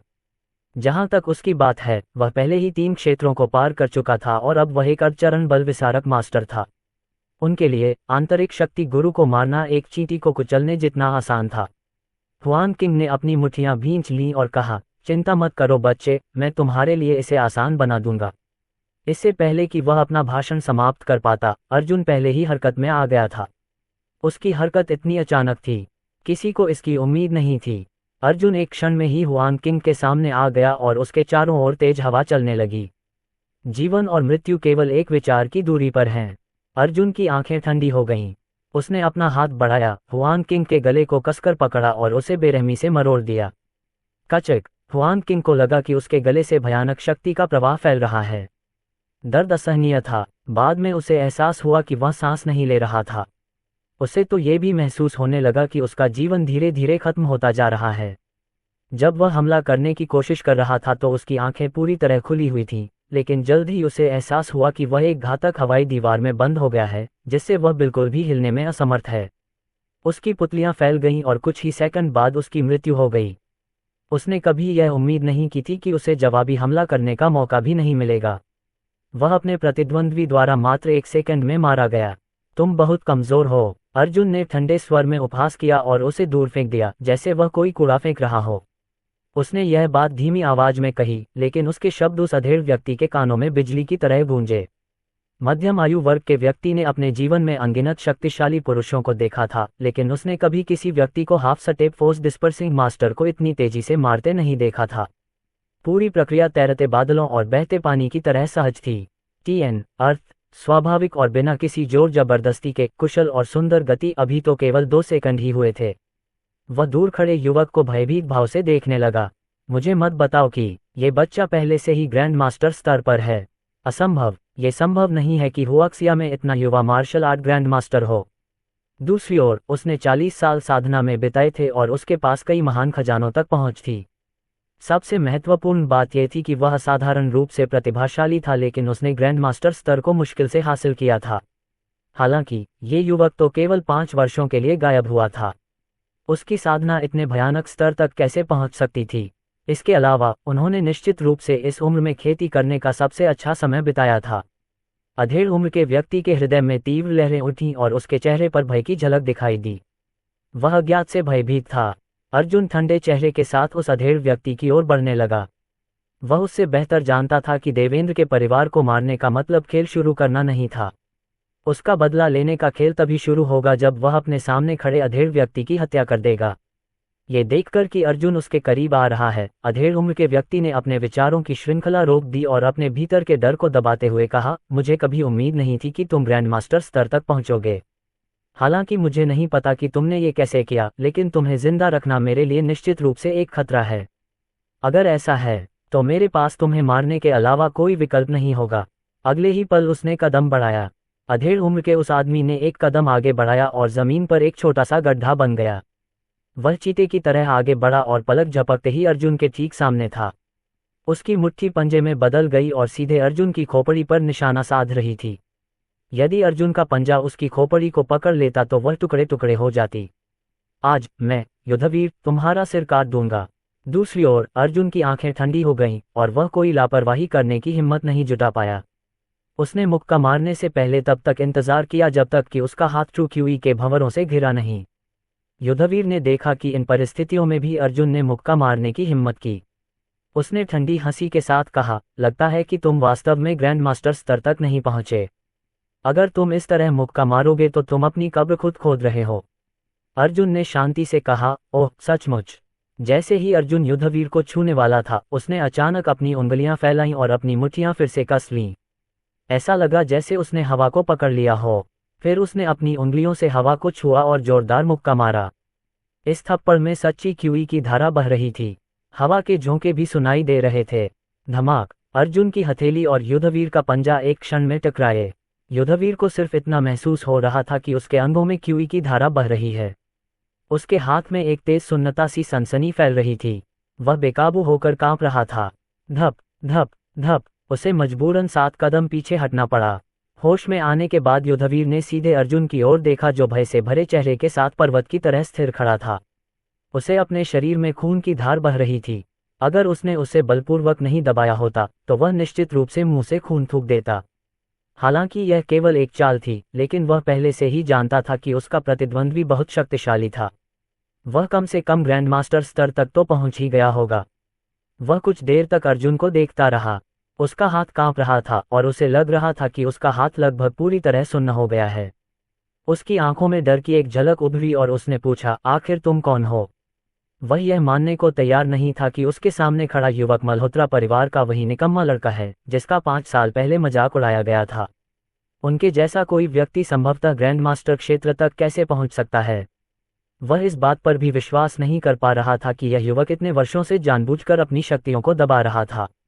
जब उसके माता पिता उसकी आंखों के सामने मारे जा रहे हों तो उसका बेकार का अभिनय करना कोई मतलब नहीं रखता। इसका एकमात्र स्पष्टीकरण ये हो सकता है कि यह युवक जो उसके सामने खड़ा था एक मार्शल आर्ट जीनियस था जिसने बचपन से ही साधना शुरू कर दी थी। फिर वह ग्रैंड मास्टर स्तर तक पहुंचने में कामयाब रहा। ये युवक कोई भी हो सकता है, मल्होत्रा परिवार के अर्जुन को छोड़कर कोई भी। इस समय अर्जुन को भी थोड़ी अस्वस्थता महसूस हो रही थी। उसके शरीर में डिस्पर्शन फोर्स की गड़गड़ाहट हो रही थी। हुआक्सिया में ग्रैंड मास्टर की शक्ति उसकी कल्पना से कहीं अधिक मजबूत निकली। वह जानता था कि अब वह पीछे नहीं हट सकता। वह चाहता था कि ये लोग उस अपमान का प्रायश्चित करें जो उसे 5 साल पहले मिला था। उनके अनुसार खून से सने कर्ज का भुगतान खून से ही किया जाना चाहिए। अर्जुन ने शांति से कहा, मैं वही अर्जुन हूं जिसे आप 5 साल पहले जानते थे। अर्जुन एक क्षण में ही युद्धवीर के सामने आ गया। उसकी आंखों में एक ठंडी नजर थी। उसने निर्दयता से लात मारी। उनकी किक में असाधारण रूप से शक्तिशाली ट्रू क्यूई और उनके शरीर की तीव्र हत्या की प्रवृत्ति समाहित थी। ऐसा लगा जैसे उसकी इस लात ने युद्धवीर के चारों ओर की सारी जीवन शक्तियां नष्ट कर दी हों। युद्धवीर के चेहरे पर उदासी छा गई। हालांकि वह अभी अभी ग्रैंडमास्टर स्तर पर पहुंचा था और उसे बहुत शक्तिशाली नहीं माना जाता था, फिर भी उसे लगा कि उसकी सजगता बहुत अच्छी है। वह तुरंत पीछे की ओर झुक गया। उसी समय उन्होंने अपने दोनों हाथ, जो कि फैलाव शक्तियों से भरे हुए थे, आगे बढ़ाए और अर्जुन के पैर पकड़ने की कोशिश की। धम्म! वह उसे पकड़ने में कामयाब रहा। चेहरे पर खुशी के भाव के साथ युद्धवीर ने एक शक्तिशाली कदम आगे बढ़ाया। वह इस बच्चे को जमीन पर पटकने की योजना बना रहा था। वह चाहता था कि वह मांस और खून का ढेर बन जाए। हालांकि ये स्पष्ट था कि अर्जुन आसानी से उसकी योजना के आगे नहीं झुकने वाला था। उसने अपना शरीर हवा में थोड़ा घुमाया और अपना दूसरा पैर ऊपर उठाया। फिर उसने अपना पैर सीधे युद्धवीर के कंधे पर पटक दिया। टकराना! एक तीखी चटकने वाली आवाज सुनाई दी। युद्धवीर के कंधे की कुछ हड्डियां तुरंत टूट गईं। उसका शरीर उस प्रचंड बल का सामना नहीं कर सका, इसलिए उसे मजबूरन घुटने टेकने पड़े। अर्जुन की आंखों में जानलेवा इरादे चमक रहे थे और वह अपने प्रतिद्वंद्वी को कोई प्रतिक्रिया देने का मौका नहीं देना चाहता था। उसने एक बार फिर जोरदार मुक्का मारा। एक क्षण में युद्धवीर का शरीर जमीन पर गिर पड़ा और वह मुंह से खून थूकने लगा। वह अत्यंत कमजोर और शक्तिहीन लग रहा था। युद्धवीर हार गया, वह भी बहुत बुरी हार। उसे जवाबी हमला करने का मौका भी नहीं मिला। अर्जुन ने गहरी सांस ली और जमीन पर पड़े आदमी को शांति से देखा। फिर उसने सिगरेट का एक पैकेट निकाला, उसे थोड़ा हिलाया और अपनी उंगली हिलाकर एक सिगरेट अपने मुंह में डाल ली। इसके बाद सिगरेट को लाइटर से जलाया गया। अर्जुन ने लापरवाही से नीचे बैठकर धुएं का एक घेरा उड़ाया जिसने तुरंत युद्धवीर के शरीर को घेर लिया। तुम्हें पता है क्या, खेल अभी शुरू हुआ है। युद्धवीर के कानों में एक भयानक आवाज गूंजी। अध्याय 50 अनुवादक एंडलेस फैंटेसी ट्रांसलेशन। संपादक एंडलेस फैंटेसी ट्रांसलेशन। युद्धवीर ने उसकी बातें सुनकर सिर उठाने की कोशिश की। उसकी आंखें खून से लथपथ थीं, इसलिए वह कुछ भी साफ नहीं देख पा रहा था। इसके अलावा धुएं की गंध के कारण उसे बेकाबू खांसी आ रही थी। हर बार खांसने पर उसके अंदरूनी अंगों में दर्द होने लगता था। फिर भी वह खून की उल्टी बंद नहीं कर पाता था। वह चुपचाप पीड़ा सह रहा था। किसने सोचा था कि उनके जैसे महान और शक्तिशाली व्यक्ति की ऐसी स्थिति हो जाएगी। उसने अपनी आंखों के कोनों से खून पोंछा और सामने खड़े युवक की ओर देखा। युवक की आंखें अत्यंत ठंडी और उदासीन थीं, और ऐसा लग रहा था जैसे वह हर चीज के प्रति उदासीन हो। उस क्षण उसके हृदय में भय की लहर उठती हुई महसूस हुई। वह युवक बहुत शक्तिशाली था। वह उससे कहीं अधिक शक्तिशाली था। हुआक्सिया को इतना युवा मार्शल आर्ट ग्रैंड मास्टर कब से मिला? हालांकि सभी तरह के सुराग इस तथ्य की ओर इशारा कर रहे थे कि उसके सामने खड़ा martial art grand master Arjun था, जो 5 साल पहले गायब हो गया था। मल्होत्रा परिवार का वह बेकार का कूड़ा, जिसका रिवर सिटी के लोग मजाक उड़ाते थे। अर्जुन ने सिगरेट बुझाई और फिर युद्धवीर की तरफ देखते हुए खड़ा हो गया। उसने कहा, मैं तुम्हें एक मौका देता हूं। मेरे सवालों के जवाब दो और मैं तुम्हारी जान बख्शने पर विचार करूंगा। युद्धवीर ने फिर से खून थूका। दर्द से कराहते हुए उसने कहा, भाड़ में जाओ। अर्जुन ने उसे एक ठंडी मुस्कान दी और एक कदम आगे बढ़ा। फिर उसने युद्धवीर के चेहरे पर कदम रखा और कहा, मेरे धैर्य की परीक्षा लेने की कोशिश मत करो। अगर तुम स्वेच्छा से सहयोग नहीं करोगे तो मैं तुम्हें नरक से गुजरना सुनिश्चित करूंगा। पहला सवाल, तुम्हें कैसे पता कि मैं जीवित हूं? कितने लोग जानते हैं? युद्धवीर को धीरे धीरे अपने प्रतिद्वंद्वी के पैर से आने वाली अपार शक्ति का एहसास होने लगा। वह अच्छी तरह जानता था कि अगर उसका प्रतिद्वंद्वी ज्यादा दबाव डालेगा तो उसकी खोपड़ी जरूर टूटकर खून से लथपथ हो जाएगी। मार्शल आर्ट ग्रैंड मास्टर की ताकत कोई मजाक नहीं थी। वह आज़ाद होना चाहता था, लेकिन वह ऐसा नहीं कर सका। उसके पास कोई विकल्प नहीं था। उनके लिए साधना के वर्तमान स्तर तक पहुंचना आसान नहीं था। अगर उनकी मृत्यु हो गई तो सब कुछ व्यर्थ हो जाएगा। अगर मैं तुम्हें बता दूं तो क्या तुम मुझे जाने दोगे? युद्धवीर ने समझौता करने की कोशिश की। क्या आपको सचमुच लगता है कि आप बातचीत करने की स्थिति में हैं? अर्जुन ने धीमी आवाज में कहा। युद्धवीर ने अर्जुन की तरफ देखा। फिर उसने कुछ सेकंड के लिए इस बारे में सोचा और फिर अनिच्छा से बोला, कुछ दिन पहले मुझे पता चला कि किसी ने डार्कनेट डेटाबेस से आपकी जानकारी हासिल कर ली है। मुझे ये बहुत अजीब लगा क्योंकि मुझे नहीं लगता था कि 5 साल पहले मर चुका कोई व्यक्ति किसी काम का हो सकता है। इसलिए मैंने अपने कुछ लोगों से उसी डेटाबेस में खोज करने को कहा और उन्हें कुछ तस्वीरें और वीडियो मिले। कुछ विश्लेषण के बाद मुझे पता चला कि आप और मृत अर्जुन के बीच समानता का प्रतिशत 90% तक है। मुझे सभी संभावित खतरों को खत्म करना पसंद है, इसलिए मैंने आपको खोजने का कदम उठाया। चाहे आप अर्जुन निकले या नहीं, मेरा इरादा आपको वैसे भी मारना था। मल्होत्रा परिवार का कोई भी व्यक्ति जीवित नहीं रह सकता। मास्टर लॉन के इरादे भी वही हैं। मास्टर लॉन का नाम सुनते ही अर्जुन के मुंह से तुरंत जानलेवा आभा निकलने लगी। ऐसा इसलिए था क्योंकि अर्जुन अच्छी तरह से जानता था कि मास्टर लॉन्ग वह निर्दयी व्यक्ति था जिसने उससे सब कुछ छीन लिया था। यदि क्लाउड लेक मैनर में आयोजित भोज न होता तो उसके माता पिता की मृत्यु नहीं होती। मास्टर लॉन्ग का असली नाम क्या है? वह अब कहाँ है? क्या उसे पता है कि मैं जिंदा हूँ? अपने गुस्से को दबाते हुए अर्जुन ने पूछना जारी रखा। युद्धवीर ने व्यंग्यात्मक मुस्कान के साथ उत्तर दिया, मैं तो बस एक सामान्य व्यक्ति हूँ। मुझे मास्टर लॉन के संभावित ठिकाने के बारे में कैसे पता चलेगा? सभी प्राचीन मार्शल आर्ट मास्टर्स के साथ साथ कैपिटल सिटी के परिवार, हम सभी उन्हें अत्यंत सम्मान के साथ मास्टर लॉन कहते हैं। जहां तक आपके जीवित होने का सवाल है, अगर मैं उन्हें इसके बारे में बताना भी चाहूं तो मुझे ऐसा करने का मौका नहीं मिलेगा। हुआक्सिया में केवल मुट्ठी भर लोग ही जानते हैं कि वह कहाँ हैं। मुझे बस इतना पता है कि वह बहुत शक्तिशाली हैं, जितना मैं सोच सकता हूं उससे कहीं ज्यादा शक्तिशाली। यह एक और गतिरोध था। अर्जुन को और अधिक जानकारी प्राप्त करने के लिए उत्तर चाहिए थे, इसलिए उसने सवाल करना जारी रखा, वह क्लाउड लेक मैनर में भोज के दौरान मल्होत्रा परिवार को क्यों खत्म करना चाहता था? क्या ये वास्तव में इसलिए था क्योंकि मेरे पिता ने उसे नाराज कर दिया था? युद्धवीर ने अपना सिर हिलाया। मुझे विवरण के बारे में नहीं पता। भोज में बहुत सारे लोग शामिल थे क्योंकि हम सभी मास्टर लॉन को खुश करना चाहते थे। मुझे स्पष्ट रूप से याद है कि मास्टर लॉन कुछ ढूंढ रहे थे और जिस चीज की उन्हें तलाश थी उसका अंतिम ठिकाना मल्होत्रा परिवार की ओर इशारा करता हुआ लग रहा था। एक बात, अर्जुन को तुरंत उस पत्थर की याद आ गई जो उसके पिता ने उसे दिया था। क्या यही कारण है कि मास्टर लॉन ने मल्होत्रा परिवार को खत्म कर दिया? अर्जुन अपने विचारों में डूबा हुआ था, तभी युद्धवीर की जेब में रखा फोन बजने लगा। फोन कॉल सुनकर युद्धवीर ने फिर से खून थूका और उसका रवैया एकदम बदल गया। फिर उसने अर्जुन को एक धूर्त मुस्कान दी और कहा, बच्चे, अगर तुम चाहो तो मुझे मार डालो, लेकिन अगर तुम ऐसा करोगे तो मैं गारंटी नहीं दे पाऊंगा कि तुम्हारी गर्लफ्रेंड जिंदा बच जाएगी। मेरे आदमी पहले से ही तुम्हारी गर्लफ्रेंड के अपार्टमेंट में हैं। हाँ हाँ। अर्जुन की आंखें ठंडी हो गईं और उसने अपना हाथ आगे बढ़ाया। उसने युद्धवीर की गर्दन पकड़ी और उसे जमीन से ऊपर उठाया। मैं कसम खाता हूं, अगर तुमने उस पर एक उंगली भी उठाने की हिम्मत की तो मैं तुम्हें मार डालूंगा। सान्या ही एकमात्र व्यक्ति थी जिसकी अर्जुन को परवाह थी। वह उसे कुछ भी नहीं होने दे सकता था। हालांकि जिस स्थिति में वह था, उसे देखते हुए उसके लिए उसके पास जाना व्यर्थ था। ये सब इस बात पर निर्भर करता था कि सान्या उसकी आज्ञा का पालन करती है या नहीं। इस बीच ग्रैंड सिटी अपार्टमेंट में सड़क पर तेजी से दौड़ता हुआ एक भरिंग मुख्य द्वार पर आ पहुंचा था, लेकिन ड्यूटी पर तैनात सुरक्षा गार्ड को झपकी आ गई थी, इसलिए उसने गेट नहीं खोला। धत्तेरी की। सान्या को अब इसकी कोई परवाह नहीं थी, इसलिए वह अपनी कार से उतरी और अपने अपार्टमेंट की ओर दौड़ने लगी। उसे ऐसा महसूस हुआ जैसे कोई उसका पीछा कर रहा है, लेकिन वह निश्चित नहीं थी कि क्या ये सिर्फ उसकी कल्पना थी।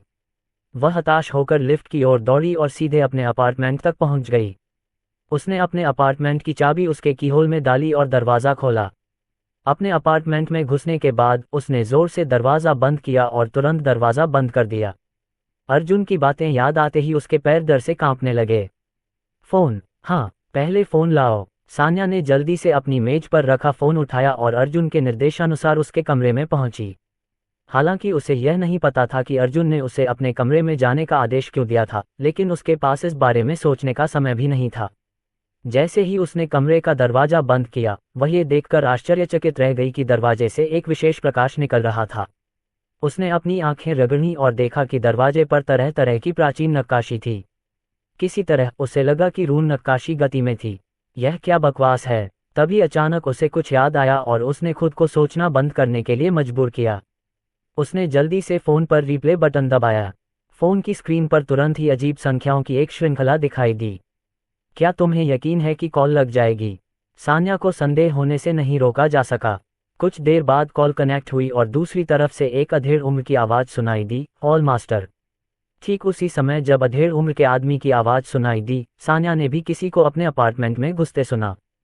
सामने का दरवाज़ा तोड़ दिया गया था। कोई जबरन अंदर घुस आया था। घबराहट और डर ने उसे जकड़ लिया और वह चिल्लाने लगी, मैं इस समय रिवर सिटी के ग्रैंड सिटी अपार्टमेंट में हूँ, 1003 ब्लॉक सी। अर्जुन, तुम्हें निर्देश देता हूँ कि अपने सबसे मजबूत आदमियों को कम से कम समय में यहाँ भेजो। जल्दी करो, कोई अभी अभी अंदर घुस आया है। ठीक है। उस शब्द के तुरंत बाद फ़ोन कॉल डिस्कनेक्ट हो गया। इस बीच सान्या का दिल धड़क रहा था और वह एक कोने में सिमट गई थी। उसका शरीर भय से कांप रहा था। उसने इतनी जल्दी फ़ोन क्यों काट दिया? क्यों? क्या कॉल रिवर सिटी की सरकार को की गई थी? जियांगनान प्रांत के हिडन ड्रैगन बिल्डिंग में। जैसे ही राजवीर राणा ने फ़ोन रखा, उनके चेहरे पर उदासी छा गई। उसका चेहरा क्रोध से लाल हो गया था। उसे नहीं पता था कि फ़ोन पर दूसरी तरफ कौन लड़की थी। फिर भी इससे कोई फर्क नहीं पड़ा। ऐसा इसलिए था क्योंकि हॉल मास्टर ने ही उसे अपना नंबर कॉल करने का आदेश दिया था। और हाँ, उसकी आवाज़ से तो यही लगता था कि रिवर सिटी में कुछ बुरा हुआ है, कुछ बहुत बुरा। जो कोई भी हॉल मास्टर के लिए खतरा था, वह राजवीर राणा का दुश्मन था, चाहे वह कोई भी हो। उसने तुरंत फ़ोन उठाया और रिवर सिटी का नंबर डायल किया। 1 सेकंड से भी कम समय में कॉल कनेक्ट हो गई। मुझे परवाह नहीं है कि आपके सबसे मजबूत आदमी किसी मिशन के बीच में हैं। अपने सभी लोगों को तुरंत रिवर सिटी में 1003 block C grand city apartment में जाने का आदेश दें। अगर उस लड़की को कुछ हुआ तो मैं आपकी लाश को देखूंगा। फ़ोन पर दूसरी तरफ मौजूद आदमी अचंभित रह गया, लेकिन उसने तुरंत जवाब दिया, हाँ महाराज। अध्याय 51। अनुवादक एंडलेस फैंटेसी ट्रांसलेशन। संपादक एंडलेस फैंटेसी ट्रांसलेशन। ऑर्डर देने के बाद भी राजवीर राणा को चैन नहीं मिला। उसने आंखें मूंद लीं और अपनी मेज़ पर रखा बटन दबा दिया। दरवाज़ा खुला और एक दुबला पतला आदमी अंदर आया। हेलीकॉप्टर तैयार करो, मैं आज रात रिवर सिटी जा रहा हूँ, राजवीर राणा ने ठंडी आवाज़ में कहा। Grand city apartments, river city. Sanya को महसूस हो गया कि घुसपैठिए अपार्टमेंट में कुछ खोज रहे थे। वह केवल बिस्तर के नीचे छिप सकती थी और अपना मुंह कसकर ढक सकती थी ताकि वह कोई आवाज़ न करे। कुछ ही देर में उसे बेडरूम के दरवाजे के बाहर कदमों की आवाज़ सुनाई दी। उसे लगा जैसे उसका दिल हवा में लटक रहा है। वह औरत अंदर होनी चाहिए, दरवाज़ा तोड़ो। जी श्रीमान। धमाका। एक जोरदार धमाके की आवाज़ सुनाई दी और यह आवाज़ कमरे के बाहर से आई थी। पूरा कमरा थोड़ा हिल गया। शुरू में सान्या को लगा कि लकड़ी का दरवाज़ा घुसपैठियों के समूह द्वारा आसानी से तोड़ दिया जाएगा, लेकिन उसे आश्चर्य हुआ कि न केवल उस जोरदार धमाके के बाद भी दरवाज़ा नहीं टूटा, बल्कि उसने दूसरी तरफ से किसी के दर्द से कराहने की आवाज़ भी सुनी। अभी क्या हुआ? सान्या थोड़ा स्तब्ध थी, हालांकि उसने इस बारे में ज्यादा नहीं सोचा और लेटी रही।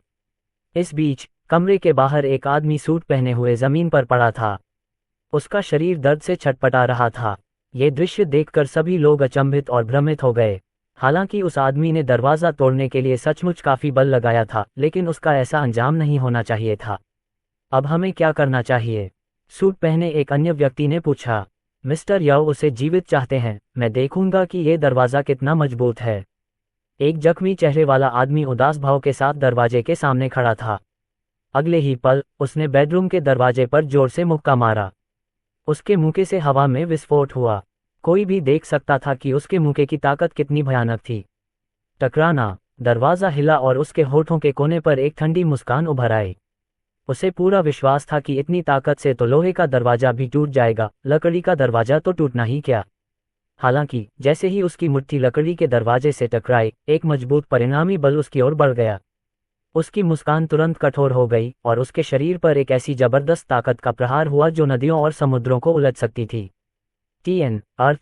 भारी, धरती हिला देने वाला धप धप धप। उसे भी कुछ कदम पीछे हटने को मजबूर होना पड़ा। जब अंततः वह अपना संतुलन पाने में सफल हुआ तो उसका चेहरा भय से भरा हुआ था। इस दरवाजे में फैलाव बल कैसे समाहित हो सकता है? ऐसा लग रहा था जैसे उसने भूकंप रोधी दीवार पर मुक्का मार दिया हो। वह जो हुआ था उस पर विश्वास नहीं करना चाहता था, इसलिए उसने फिर से मुक्का मारा। हालांकि परिणाम बिल्कुल पहले जैसा ही था। लकड़ी का दरवाज़ा तो बिल्कुल भी क्षतिग्रस्त नहीं हुआ, लेकिन उसके शरीर पर गंभीर चोटें आईं। अपने आप को शांत करने के बाद उसने अपने बगल में खड़े एक दुबले पतले आदमी की ओर देखा और पूछा, क्या तुम ये दरवाज़ा खोल सकते हो? चूंकि इसे बलपूर्वक तोड़ा नहीं जा सकता था, इसलिए वह केवल वैकल्पिक तरीकों का ही सहारा ले सकता था। आदमी ने दरवाजे के ताले की तरफ देखा, सिर हिलाया और फिर जवाब दिया, मुझे 20 सेकंड दीजिए। ये कहते हुए उसने अपनी आस्तीन से एक पतला तार निकाला और चाबी के छेद में डालकर उसे खोल दिया। थोड़ी देर बाद एक स्पष्ट आवाज़ सुनाई दी और दरवाज़ा खुल गया। सान्या के शरीर में घबराहट की लहर दौड़ गई, जो अभी भी बिस्तर के नीचे छिपी हुई थी। उसका दिमाग खाली हो गया और वह केवल वही सोच पा रही थी जो अर्जुन ने उससे पहले कहा था, अगर कोई आधे घंटे के भीतर घुसने में कामयाब हो जाता है तो विरोध मत करना। इसके बजाय बस आत्मसमर्पण कर देना और मेरे द्वारा तुम्हें बचाने का इंतजार करना, समझे? सान्या जानती थी कि वह बच नहीं सकती। उसने अपने होंठ काटे और तय किया कि अगर उसे पकड़ लिया गया तो वह आत्मसमर्पण कर देगी। उसे जीवित रहना था। उसे विश्वास था कि अर्जुन उसकी सहायता के लिए आएगा। वह बिना किसी संदेह के उस पर विश्वास करती थी। दरवाजे के बाहर खड़ा आदमी धूर्तता से हंसने लगा और वह दरवाजा खोलने ही वाला था। अचानक एक तीखी आवाज़ सुनाई दी। यह आवाज़ अपार्टमेंट के बाहर की खिड़की से आ रही थी। अगले ही पल उसकी भौहों के बीच एक लाल बिंदु दिखाई दिया। जमीन पर गिरते ही उसका शरीर अकड़ गया। उसके माथे पर लाल बिंदी देखकर उसके आसपास खड़े लोगों को समझ में आ गया कि क्या हो रहा है और उनके चेहरे पर अचानक उदासी छा गई। जैसे ही वे अपनी बंदूकें निकालने वाले थे, उनके पीछे से एक ठंडी आवाज़ आई, तुम्हारी हिम्मत राजवीर राणा के लोगों से पंगा लेने की है। तुम सब अपनी कब्र खोद रहे होगे। आवाज़ सुनते ही उनकी आंखों में भय की एक झलक उभर आई। वह आदमी उनके पीछे कब आ गया था? उन्होंने कुछ भी नहीं सुना था। ऐसा लग रहा था जैसे वह कोई भूत हो। फिर जब वे आगे बढ़ने ही वाले थे, एक तलवार ने तेजी से उनका गला काट दिया। उनके गले काट दिए गए। उनमें से 5 की मौके पर ही मौत हो गई। उनमें से प्रत्येक को बिल्कुल एक जैसा घाव लगा। एक क्षण में ही पूरे अपार्टमेंट में एक ठंडी हत्या की मंशा फैल गई। केवल जख्मी आदमी ही खड़ा रह गया। राजवीर राणा। जख्मी आदमी ने काले कपड़े पहने उस आदमी को मौत की नज़र से देखा जो उसके सामने आया था। उस आदमी की आंखें जानलेवा इरादे से चमक रही थीं और वह धीरे से अपनी तलवार से टपकते खून को पोंछ रहा था। ये बहुत ही भयावह दृश्य था। सबसे महत्वपूर्ण बात यह थी कि काले कपड़े पहने आदमी ने उसकी ओर देखा तक नहीं था और फिर भी उसके पैर डर के मारे बेकाबू होकर कांप रहे थे, केवल इसलिए क्योंकि उन्होंने राजवीर राणा शब्द सुने थे। अंतर्निहित शक्तियों के अलावा प्राचीन मार्शल आर्ट की दुनिया में सबसे भयानक व्यक्ति कौन था? ये राजवीर राणा ही होगा। जख्मी आदमी बहुत डरा हुआ था। आखिर राजवीर राणा के आदमी वहां क्यों थे? कुछ सेकंड बाद काले कपड़े पहने आदमी ने अपनी तलवार पर लगे खून के धब्बे पोंछने शुरू कर दिए। उसने जख्मी आदमी की तरफ देखा और शांति से कहा, क्या तुम खुद करना चाहते हो या मैं करूं? जख्मी आदमी चौंक गया और जब वह जवाब देने वाला था तो एक छायादार आकृति उसकी आंखों के सामने चमक उठी। कचकक, उसकी गर्दन 360 डिग्री घूम गई थी और टूट गई थी। यदि श्री अर्जुन के सीधे आदेश न होते तो मैं व्यक्तिगत रूप से नहीं चाहता कि तुम जैसे बदमाश मेरी तलवार को गंदा करें। काले कपड़े पहने आदमी ने फर्श पर पड़े शवों को देखने के बाद बड़बड़ाया। इसके बाद उसकी उंगलियों के झटके से 4 से 5 आदमी तुरंत अपार्टमेंट में प्रकट हो गए। इस जगह को ऐसे साफ करो जैसे कुछ हुआ ही ना हो। जी श्रीमान। थोड़ी देर बाद सभी लाशें हटा दी गईं। फर्श पर लगे खून के धब्बे भी साफ हो गए और कमरा फिर से पहले जैसा हो गया। तभी काले कपड़े पहने आदमी बेडरूम की ओर चला आया। उसने हल्के से दरवाज़ा खटखटाया और कहा, मिस सन, सब कुछ ठीक हो गया है। मेरे आदमी आज रात इस इलाके की रखवाली करेंगे, इसलिए कृपया निश्चिंत रहें। हालांकि सान्या ने उसकी आवाज़ सुनी थी, फिर भी वह शांत रही क्योंकि उसे यकीन नहीं था कि बाहर के लोग अच्छे हैं या बुरे। कुछ देर बाद जब सान्या को लगा कि बाहर कुछ नहीं हो रहा है तो उसने उठकर धीरे से अपना सुंदर हाथ दरवाजे के हैंडल पर रखा, उसे धीरे से घुमाया और दरवाज़ा थोड़ा सा खोला, जिससे एक छोटा सा गैप रह गया। उसे ये देखकर आश्चर्य हुआ कि लिविंग रूम में कोई नहीं था और फर्श पर किसी के पैरों के निशान भी नहीं थे। उसके बाद वह धीरे धीरे सामने के दरवाजे की ओर बढ़ी और झांक कर देखा। वह बाहर खड़े 2 आदमियों को देखकर चौंक गई। दूर एक और आदमी खड़ा था जो काले कपड़े पहने था। उसने जैकेट पहन रखी थी और उसके मुंह में सिगरेट थी। काले कपड़े पहने आदमी ने स्पष्ट रूप से कुछ देखा, इसलिए उसने झांक कर देखा और मुस्कुराते हुए कहा, चिंता की कोई बात नहीं है मिस सन। हम मिस्टर अर्जुन के आदमी हैं और हम आपकी रक्षा के लिए यहाँ हैं। मिस्टर अर्जुन, सुनकर सान्या ने आखिरकार राहत की सांस ली। उसने फिर से इस बारे में सोचा और महसूस किया कि यदि वे चाहते कि वह खतरे में पड़ जाए तो वे बहुत पहले ही कमरे में घुस जाते, क्योंकि दरवाजा पहले ही टूट चुका था। आखिर मिस्टर अर्जुन कौन है? उस समय सान्या का हृदय भय और भ्रम से भर गया।